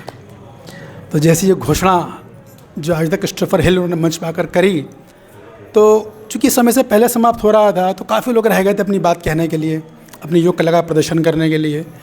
तो सारे के सारे स्टेज पे आ गए और एकदम वहाँ पे अफरा तफरी मच गई। सब माइक पे बोलने को आतुर हो गए, लड़ाई झगड़ा होने लगा, कुछ अपशब्द भी निकल गए, काफ़ी एक अजीब सा वातावरण बन गया। तो जो क्रिस्टोफर हिल थे उन्होंने माइक की सॉकेट को एम्पलीफायर से निकाला और दूर खड़े महाराज ये सब देख रहे थे। तो महाराज बुक में लिखते हैं कि मैं खड़ा सब देख रहा था और मैं सोच रहा था कि ये वही लोग हैं जिनका पर्पस क्या था इस कार्यक्रम का, विश्व में शांति की स्थापना करना, और यह शांति फैला रहे हैं यहाँ पर वो भी सबके सामने। तो महाराज काफ़ी भ्रमित हो गए एकदम कि क्या हुआ, और उन्हें लगा कि कंफ्यूज, ये सब क्या हो रहा है। खैर आगे चले तो उनको एक स्वामी चिदानंद मिल गए, और वो महाराज के भाव को देख के समझ गए कि इनके मन में क्या चल रहा है। तो उन्होंने कहा महाराज से कि मैं क्षमा चाहता हूँ कि आपको ये सब देखना पड़ा जो अच्छा नहीं है। और फिर उन्होंने महाराज को एक सलाह दी जो बड़ी महत्वपूर्ण सलाह है। उन्होंने बोला कि देखिए, जब आध्यात्म के पथ पे चलते हैं, किसी का कोई भी पथ हो, भक्ति मार्ग हो, योग पथ हो, या कोई भी पथ हो, अष्टांग योग हो, ज्ञान योग हो, तो किसी भी पथ में जब साधक होते हैं तो सबका स्तर अलग अलग होता है। हर व्यक्ति, हर साधक अपना प्रदर्शन अपनी चेतना के स्तर के अनुसार करता है। तो हमको कभी ये उम्मीद नहीं करनी चाहिए कि यहाँ सभी लोग पूर्ण होंगे, अपने आप में परफेक्ट होंगे, ऐसा कभी नहीं होगा। कुछ ना कुछ तो चलता ही रहेगा। तो हमें बजाय उनमें दोष निकालने के या उनमें दोषपूर्ण उंगली उठाने से हम खुद एक जंजाल में फंस जाते हैं। तो हमें दोष नहीं निकालना चाहिए, बल्कि ऐसे भी वहाँ साधक होंगे जिनका आचरण अच्छा होगा, वो जो कहते होंगे वैसा करते होंगे, जिनका चरित्र अच्छा होगा, तो हमें उनका अनुयायी बनना चाहिए और उनका संग करना चाहिए, उनकी संगति करनी चाहिए।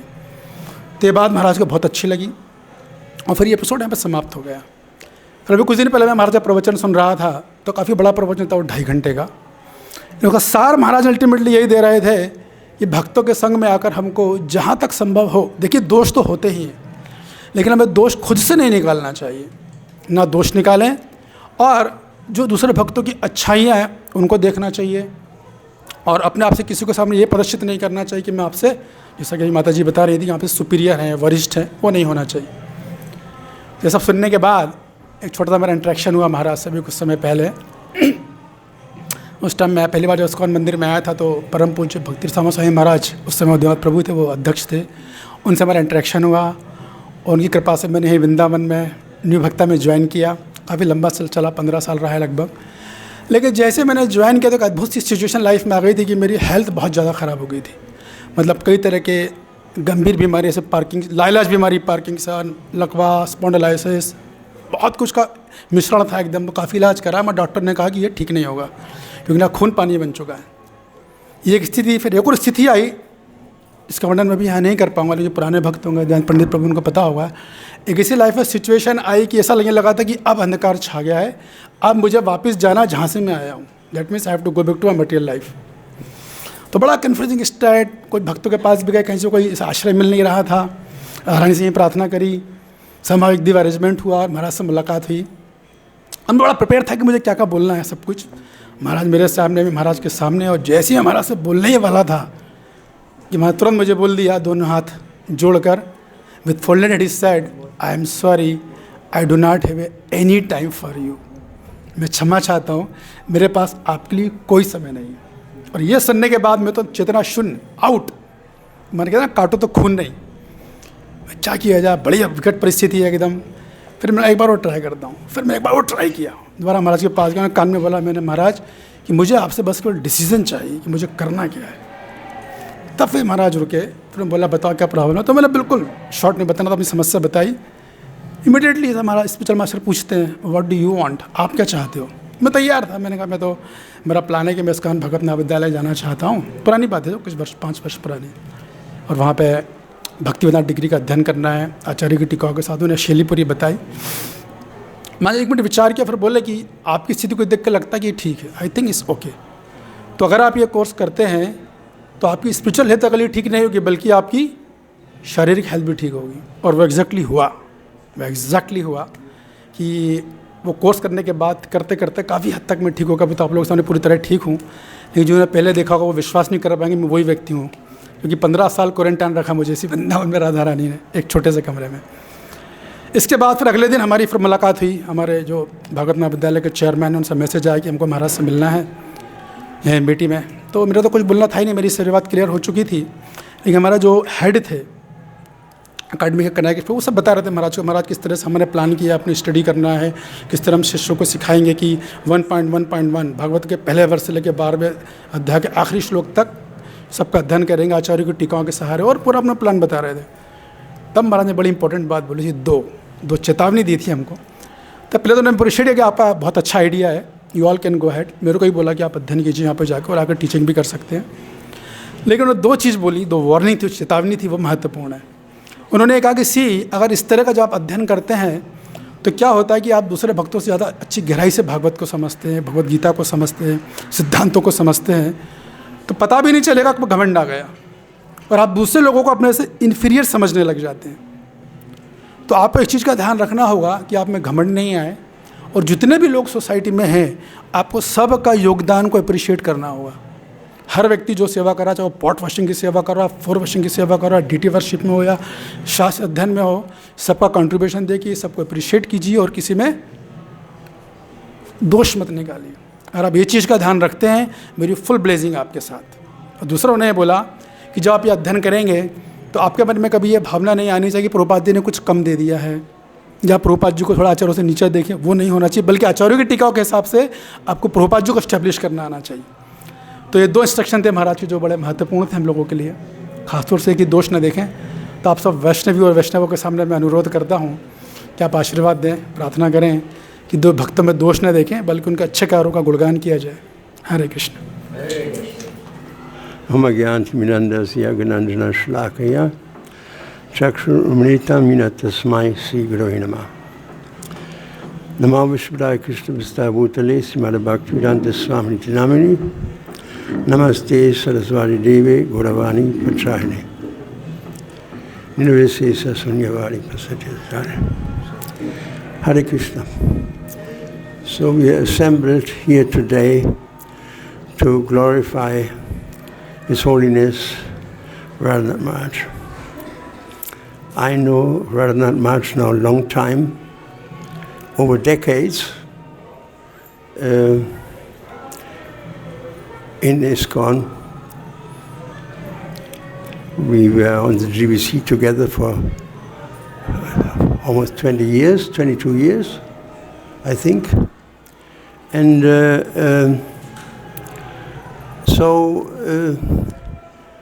I remember a time that we used to go to the rainbow gatherings in America to preach together to the young generation.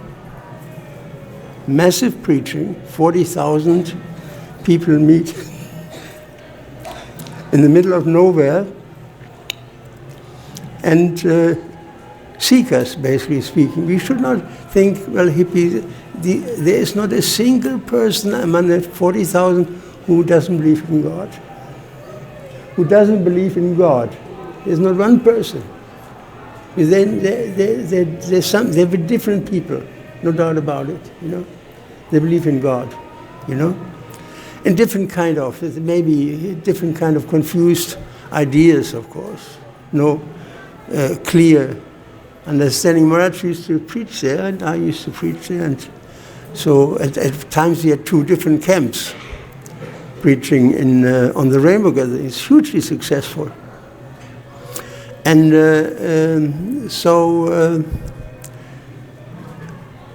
then there was this complete fall of the community in New Vrindavan. And there's no reason to talk about it. The difficulties that arose. Basically speaking, the community shut down for some time. In Chopati also. And Radhanath Maharaj, he went to Chopati and met a house of broken hearts. They were very unhappy after the demise of their previous leader, and fighting among each other. Argument was their authority whatsoever. It was chaotic. It was chaos. So he descended into chaos. And lo and behold, simply by his Vaishnava qualities, he put the situation together. That was his work. It depends all on the human endeavor, achievement, and quality of one person. There was one time a man who was disturbed about his activities of his son. He wanted to see television. The son was running here, running there, doing this nonsense, that nonsense. The father finally, he became angry and he took a magazine. He saw there was a map in it of the planet, some airline map. And he cut it with scissors into pieces and gave his son a piece of sellotape and said, glue the world together. So the son came back after 5 minutes.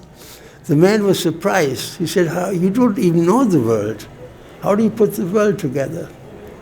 And he said, Dad, there's a man on the other side. If you glue the man together, you have the world together. It's a very profound situation. If you get the world together, the men together, then you get the world together. Everything is based on that. There is a gravestone in England of a monk who died 1,000 years ago. And he said, when I was young, I tried to change the world. When I got older, I thought if I only could change my country. When I got even older, I thought if I could only save my family, change my family. And now on my deathbed, I admit, if I could have only changed myself, I could have changed my family, I could have changed my country, I could have saved probably the whole world. So that is the principle on which our movement is standing. Without Srila Prabhupada's extraordinary depth and realization and leadership and qualities, it would not be possible. Prabhupada put the whole ISKCON world together, one person, by his outstanding quality. And I've seen in Prabhupada this quality that is also then later reflected very well in Maharaj. That Prabhupada was able to bring, practically speaking, people back from the dead.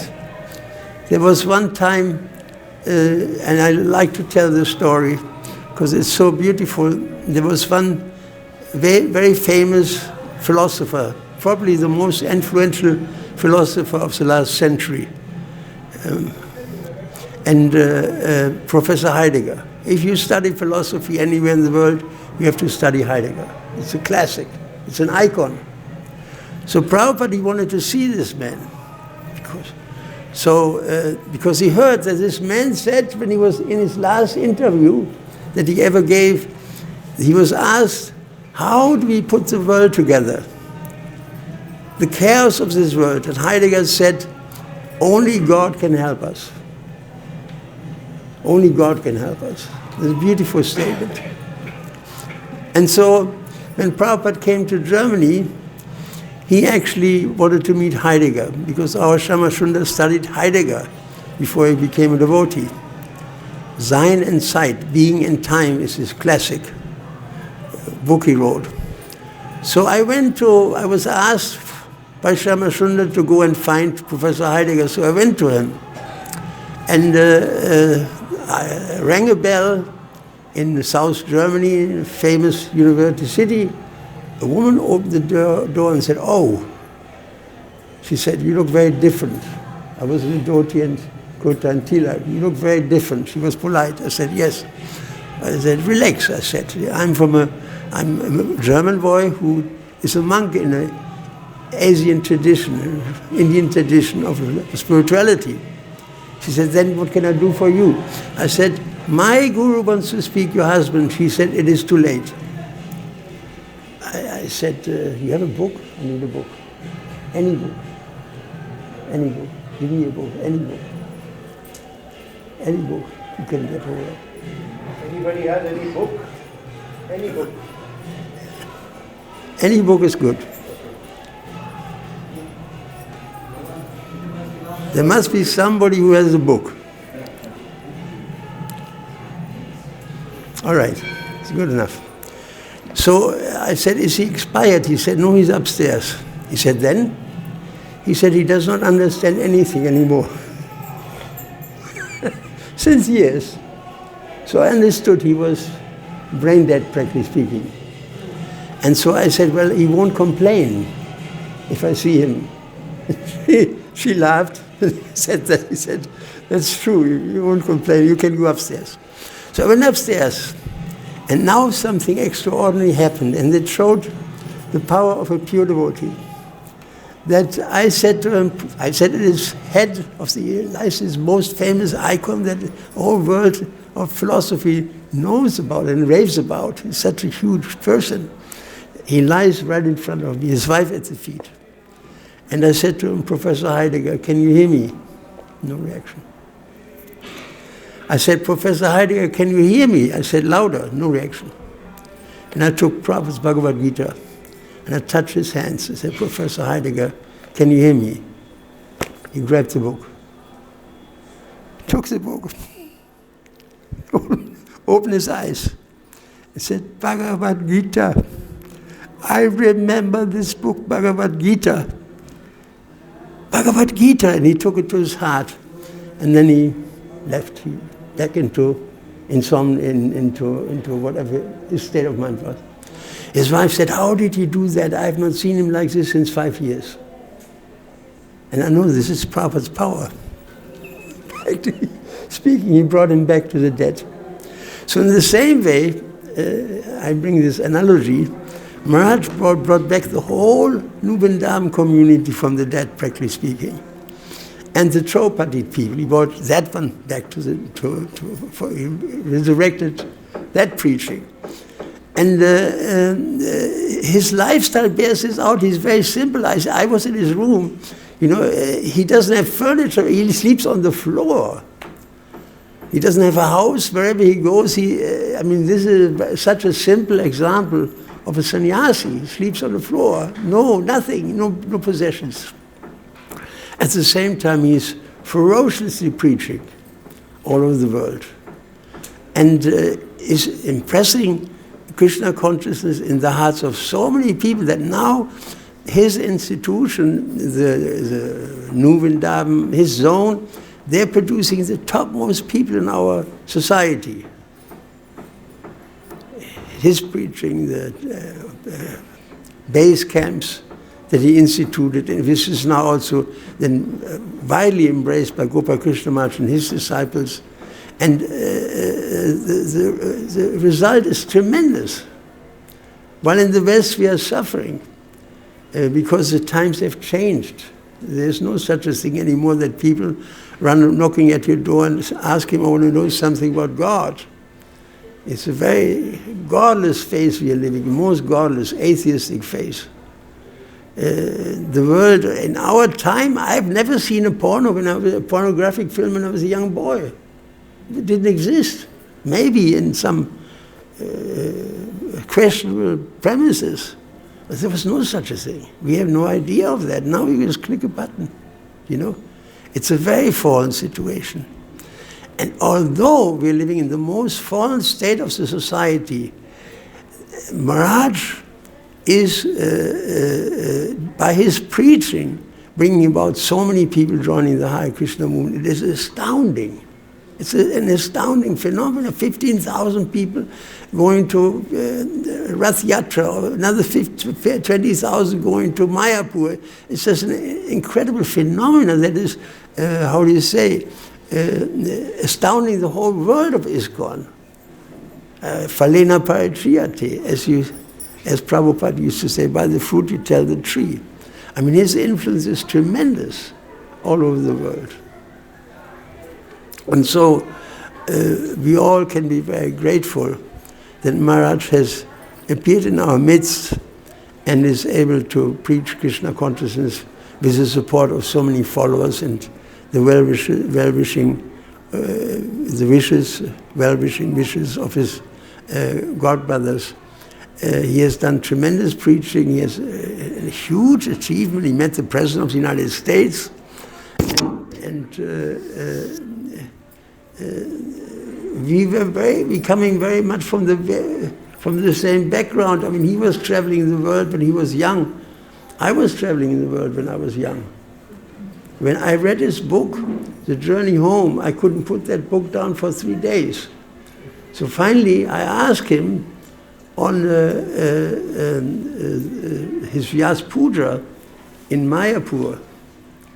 No, not in Mayapur. I asked him somewhere, I forgot. I asked him this question, Maharaj, you were in Crete, on an island of Crete, and you were living in a cave. Was that Matala? I said, how do you know? He said, I stayed there as well. Then I said, when you came to Istanbul, you stayed in one hotel, Gülan. He said, how do you know that? I said, well, I stayed there as well. So it was the interesting phenomenon that generations, we had so many things in common. I told that very story on his Vyasa Puja in Mayapur. And when I said that I was also in Matala, Jananivas lifted his hand and jumped up and said, we stayed there as well, and Prabhupada Vishnu stayed there as well. And I mean, it was a magic. Krishna was leading thousands of people like a magnet on this road to India. It was magnetic, unbelievable phenomena. And in this age of Kali, if you see the structure of, a geological structure, there's one little line of gold going through a gold mine.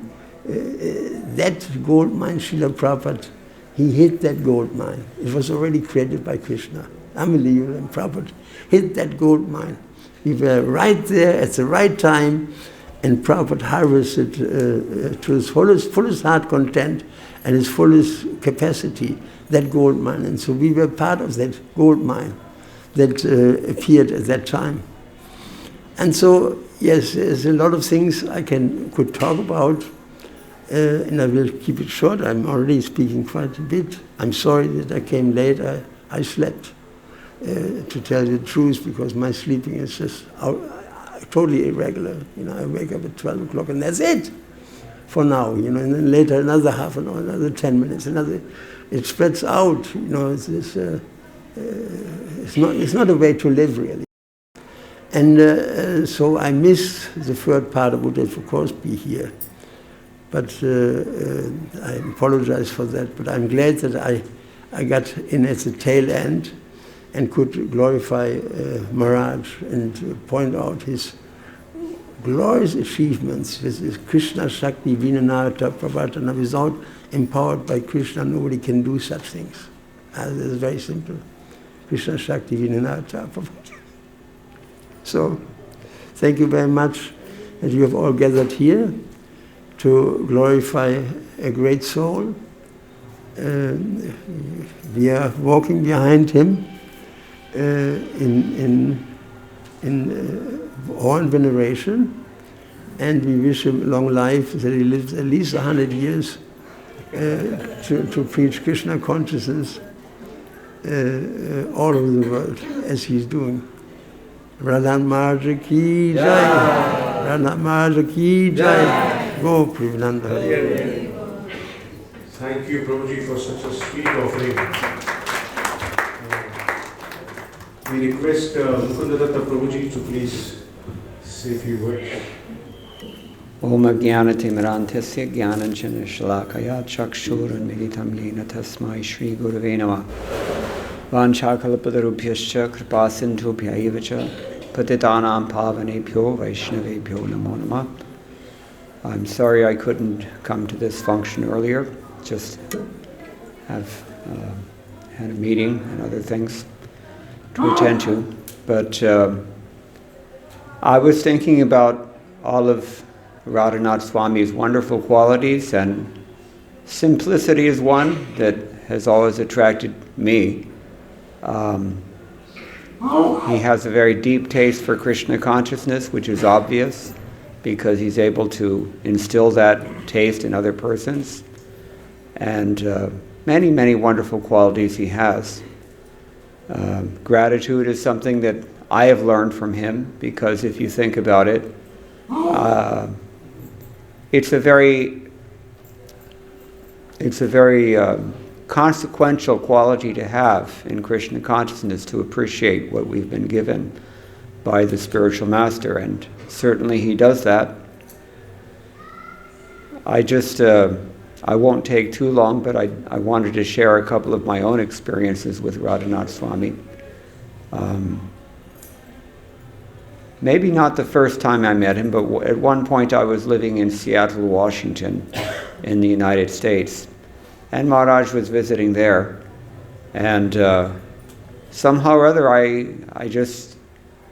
we just came together. Wherever he was staying, I went to visit him, and there was no one in the house except for him, alone. And so I came in, he personally answered the door, he invited me in, we paid obeisances, and we sat down to talk on the floor, because he's that simple.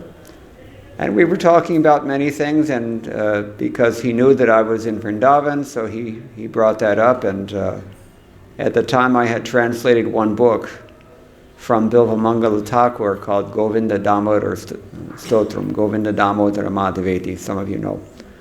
So we were talking about that, and he told me that I used to chant that when I was living in Vrindavan in the old days, before I came to ISKCON. He said, when I joined ISKCON, they told me that it was bogus. And so, he said, then I used to, at New Vrindavan, I used to go out into the field and chant it there. So anyway, it was very sweet how he was just very, completely guileless, and just very innocent and simple, and very, very sweet, humble also. So I really, that short meeting that we had, it didn't spend very long there because I knew he was busy. But he's full of endearing qualities like this.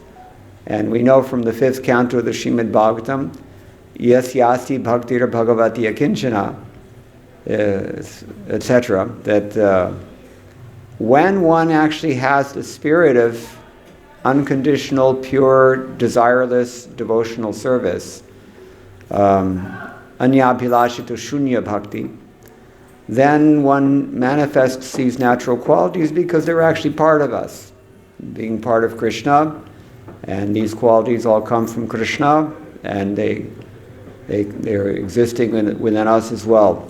So the commentators on that verse, famous verse, they explain that demigods and their qualities come and sit permanently in the heart of a person who embraces the principle of pure devotional service. What does that mean? They say that in general, when people are coming and going from the house of Yamaraj in accordance with their fruitive activities, pious and impious actions and reactions, the demigods facilitate them because the demigods are the ones who administer our karma. But they don't really enjoy it. They're on the clock. It's their job, and they're doing what they have to do on behalf of the Supreme Lord as his representatives. But when they see that someone has adopted pure devotional service, then they become attracted, because they consider that every day I'm administering people's karma, sending some to hell, sending some to heaven, Most of them are just moving horizontal, so-called progress in this material world. But when we come to a sadhu, that changes everything. And even the demigods, they aspire to get the sadhu's association because they are grateful for that. And they think samyak asate, they sit permanently in the devotee's heart because of his pure devotional service. Nishkama, ahituki, bhakti.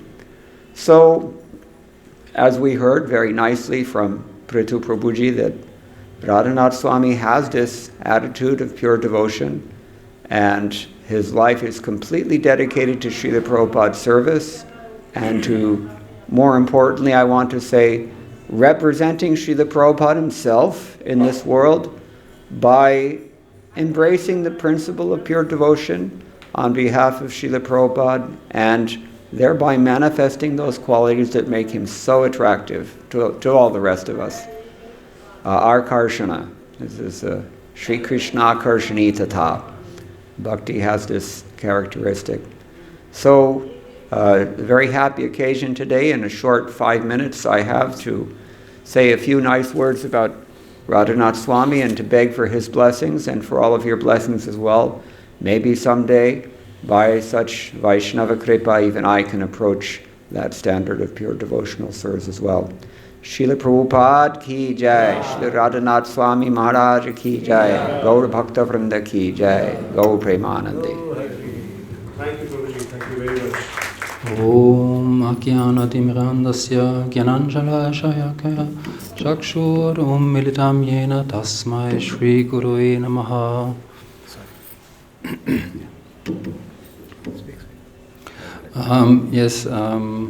I feel very honored to be in all of your association, especially, of course, all these saintly followers of Srila Prabhupada, the Srila Prabhupada disciples.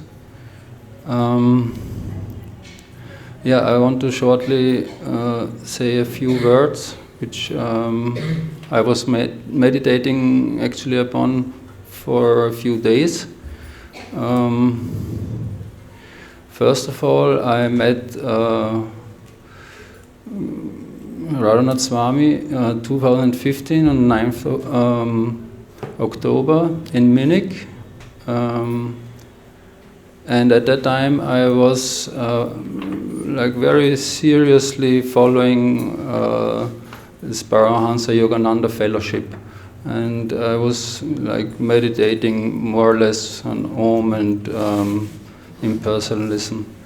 So, but when I met Maharaj, I was very lucky to have could sit next to him when he took questions. But I had no question at that moment. But instead, I feel very blissful. And after that, because I get the devotees to know in January, and I was trying it out if it's really like Prabhupada. I really acknowledge that he's a great spiritual master, from his books actually, and I wanted to check if this Maha Mantra is really as good as Om chanting. And I did some rounds only, and I was very satisfied actually with these some rounds, but still I was not so. Prabhupada says in some purport, in the second canto I believe, that this Om chanting is included in Maha Mantra. So anyhow, after sitting next to Maharaj, I said, okay, I will become a devotee and I will chant 16 rounds every day. And that was exactly what he was inspiring me to. So this, I think this shows all of his sincerity and glories. And secondly, the point is often times, of course, we feel, of course, we do some our own efforts, But then, obviously, we think that we are the doers, practically. And sometimes we are not connected directly, or we have the wish to talk to our Guru Maharaj, and then we feel he's not there for us, and something like this. And so, yes, I was meditating now because I'm in this holy land of India.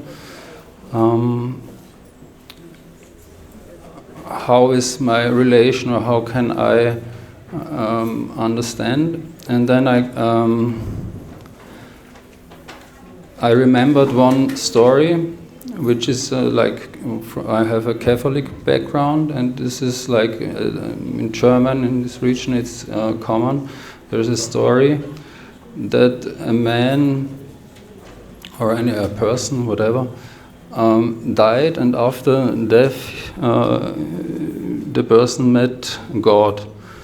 And now, together with God, he looked back at his life, and he saw different steps, traces, or I don't know what's the correct English term, like in the sand, when footprints. So sometimes he saw 4 footprints, and sometimes only 2. And then he said to God, "Look, God, see, at the moments when I needed you the most, you were not there. There are only 2 footprints, not 4." And then God replied, "Actually, at that moment, I was carrying you." So, and in the same way, I think we could all meditate of our Guru Parampara, Gurus. It's all come from them, and if any progress we can do beyond our efforts, basically it's their love for their disciples, and their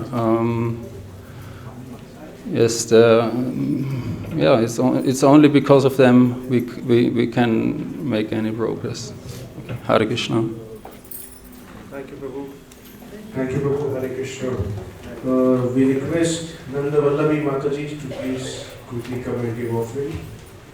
Hare Krishna, Krishna Krishna, Hare Hare, Hare Ram, Ram Ram, Hare Hare. Srila Prabhupada ki jai.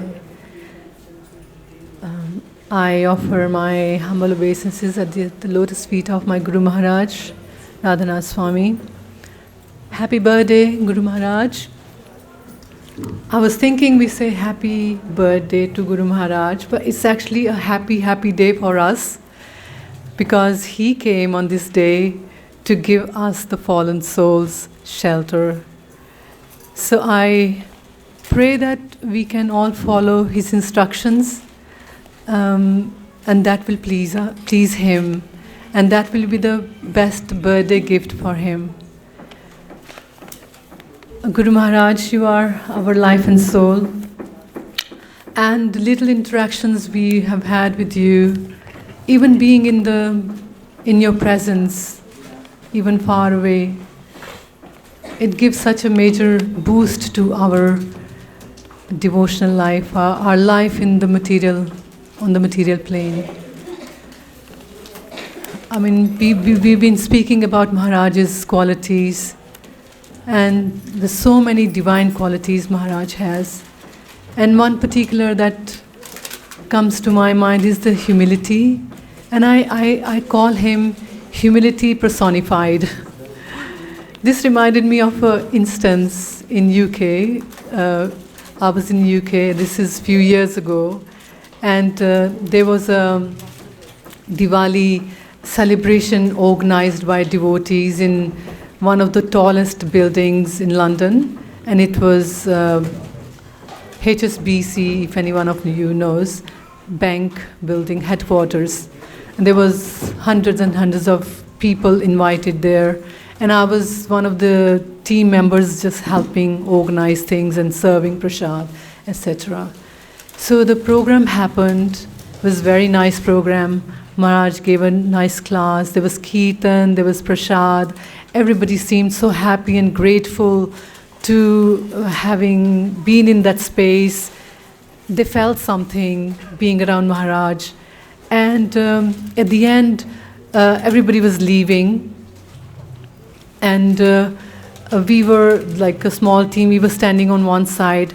And Maharaj, with so many people around him, he left. He walked past us.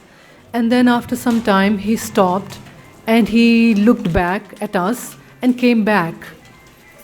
And he said, he knew we were devotees and we were helping. He said, "Was my speech okay?" And he laughed. And it really blew my mind off. I was thinking, Maharaj is revered so much. And he's asking us if his speech was okay. Obviously, it was great that so many people was happy to hear him. So it really impacted me. So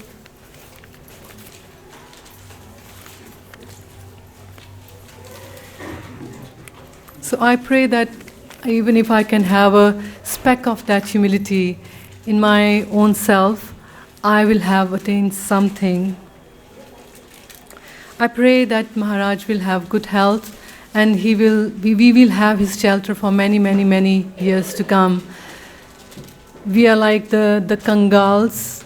We are walking behind Maharaj, calling Krishna, Krishna, and asking for him to give us Krishna. But Maharaj has actually given us everything. It's we are like naughty children, not maybe following fully or ignoring sometimes or becoming too overwhelmed with our lives around us.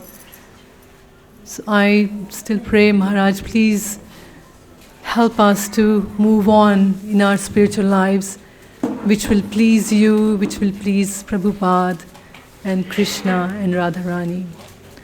All glories to Srila Radhanath Swami. Thank you, Mataji. Thank you very much. We request Lasika Mataji to please come forward. And next, after Mataji, we'll have Taruni Priya Mataji and we'll conclude from that. Thank you very much.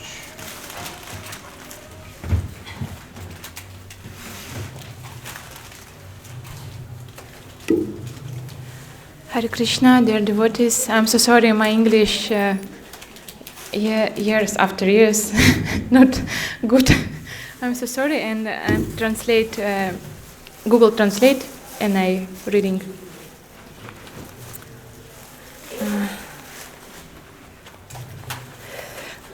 My beloved Guru Maharaj, please accept my obeisances in the dust of the lotus feet, your lotus feet. All glorious Srila Prabhupada. Chaitanya Charitamrita 3:52 says, Haridasa kahe prabhu chintana kariha, yavanera samsara dekhi dukha na bhavira. Haridasa Thakur replied, you have no cause for anxiety, my dear Lord. Do not be agreed by the condition of the Yavanas, who are immersed in material existence. My dear Guru Maharaj, I have great faith. What in this life I shall tell you. Don't worry, I am dedicating myself to you, and I will do anything, and I take all your anxiety upon myself to relieve the sufferings what people are subjecting themselves to. This verse has inspired me very much. What in the it is time for me to come out of the childish decision of thinking, what is it life? Someone offers me something. My dear Guru Maharaj, you have given me everything. You have already saved me from the garbage dump and the hell all material world. Sorry, devotees. You have given me Vrindavan. It's not my karma. I live in Vrindavan because you give me mercy. You have given me transcendental knowledge and books. You have given me devotees, prasadam, lectures, and most important, you've given me a holy name, which is not difficult for Krishna himself. Really, I'm very rich. Mataji. Receptive disciple is always ready to act for the sake of his guru, seriously Saturning his consciousness. These were books of the acharyas. Seriously and attentively chanting the holy names, he will always be in the mission guru. In Chaitanya Charitamrita 1.11.59, Srila Prabhupada say, Yasya prasadam Bhagavad prasada, Yasya prasadam nagatih kutopi. By the mercy of a spiritual master, on is blessed by Krishna's mercy. Without the mercy on the spiritual master, on cannot take a single step on the spiritual path. By the mercy and Vaishnava or bona fide spiritual master, on can attain both love of God, Krishna, and Krishna himself. Whatever I do on the spiritual path, I chant japa, I live in Vrindavan, I try to preach, I read books, I do all this only because you always with me. You always support me and help me. And you and all your instructions free me from all misers and illusion, material consciousness. And all I want is Chaitanya Charitamrita free 52. Haridasa kahe prabhu chintana kari hai yavanera samsara dekhi dukha na bhaviva.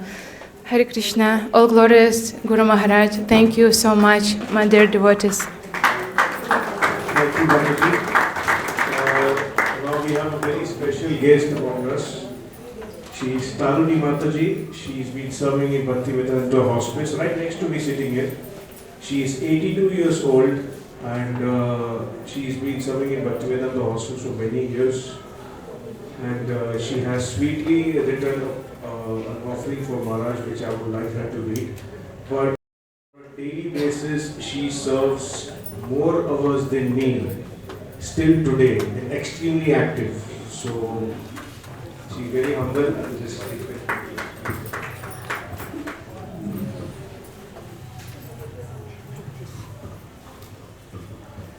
पूज्य गुरु के चरणों में वंदना करेंगे, आज उनका गुणगान गाएंगे। गुरु के चरणों में वंदना करेंगे, आज उनका गुणगान गाएंगे। गुरु के चरणों में वंदना करेंगे। अमेरिका रिचर्ड पूज्य श्री राधानाथ महाराज के रूप में मिले हैं हमको। अमेरिका रिचर्ड पूज्य श्री राधानाथ महाराज के रूप में मिले हैं हमको। वचन दिया पंजाबी सिंह को, आपके दृष्टि भलाई करूं एक दिन। वचन दिया पंजाबी सिंह को, आपके दृष्टि भलाई करूं एक दिन। वचन निभाया हमें कृष्ण का नाम धन देकर। वचन निभाया हमें कृष्ण का नाम धन देकर। स्वस्थ बनाया हमारे दिल को, मिटा दिया बुरे विचारों को। स्वस्थ बनाया हमारे दिल को, मिटा दिया बुरे विचारों को। गुरु के चरणों में वंदना करेंगे, आज उनका गुण गाएंगे, अपने मुस्कुराहट से लाखों के मन को आकर्षित करके, अपने मुस्कुराहट से लाखों के मन को आकर्षित करके, अपनी मधुर वाणी से कृष्ण भक्ति का अमृत बरसा दिया, अपने मधुर वाणी से कृष्ण भक्ति का अमृत बरसा दिया। गुरु के चरणों में वंदना करेंगे और आज उनका गुणगान गाएंगे। गोवर्धन को विलेज में ब्रजभूमि वृंदावन को बसा के, भक्तों के मन को आनंद से भरा दिया, खुशी से भरा दिया। महाराज की असीम कृपा से हम जैसे पतित जीवन भी, महाराज की असीम कृपा से हम जैसे पतित जीवन भी कृष्ण भक्ति का अमृत पी रहे हैं, कृष्ण भक्ति का अमृत पी रहे हैं। पूज्य श्री हमारे गुरु महाराज के स्वास्थ्य और लंबी आयु के लिए, पूज्य श्री हमारे गुरु महाराज के स्वास्थ्य और लंबी आयु के लिए। श्री श्री राधा श्याम सुंदर, श्री श्री कृष्ण बलराम, श्री श्री गौनीता करणों में खुले दिल से प्रार्थना करेंगे, खुले दिल से प्रार्थना करेंगे, खुले दिल से प्रार्थना करेंगे। आपका दासानुदासी तरुणी प्रिया दासी महाराज के चरणों में वंदना करते हुए ये सॉन्ग को अर्पण करती हूँ। इसमें जो भी गलतियाँ हो तो उसे माफ़ करके इसे अपने खुले दिल से ले लेंगे।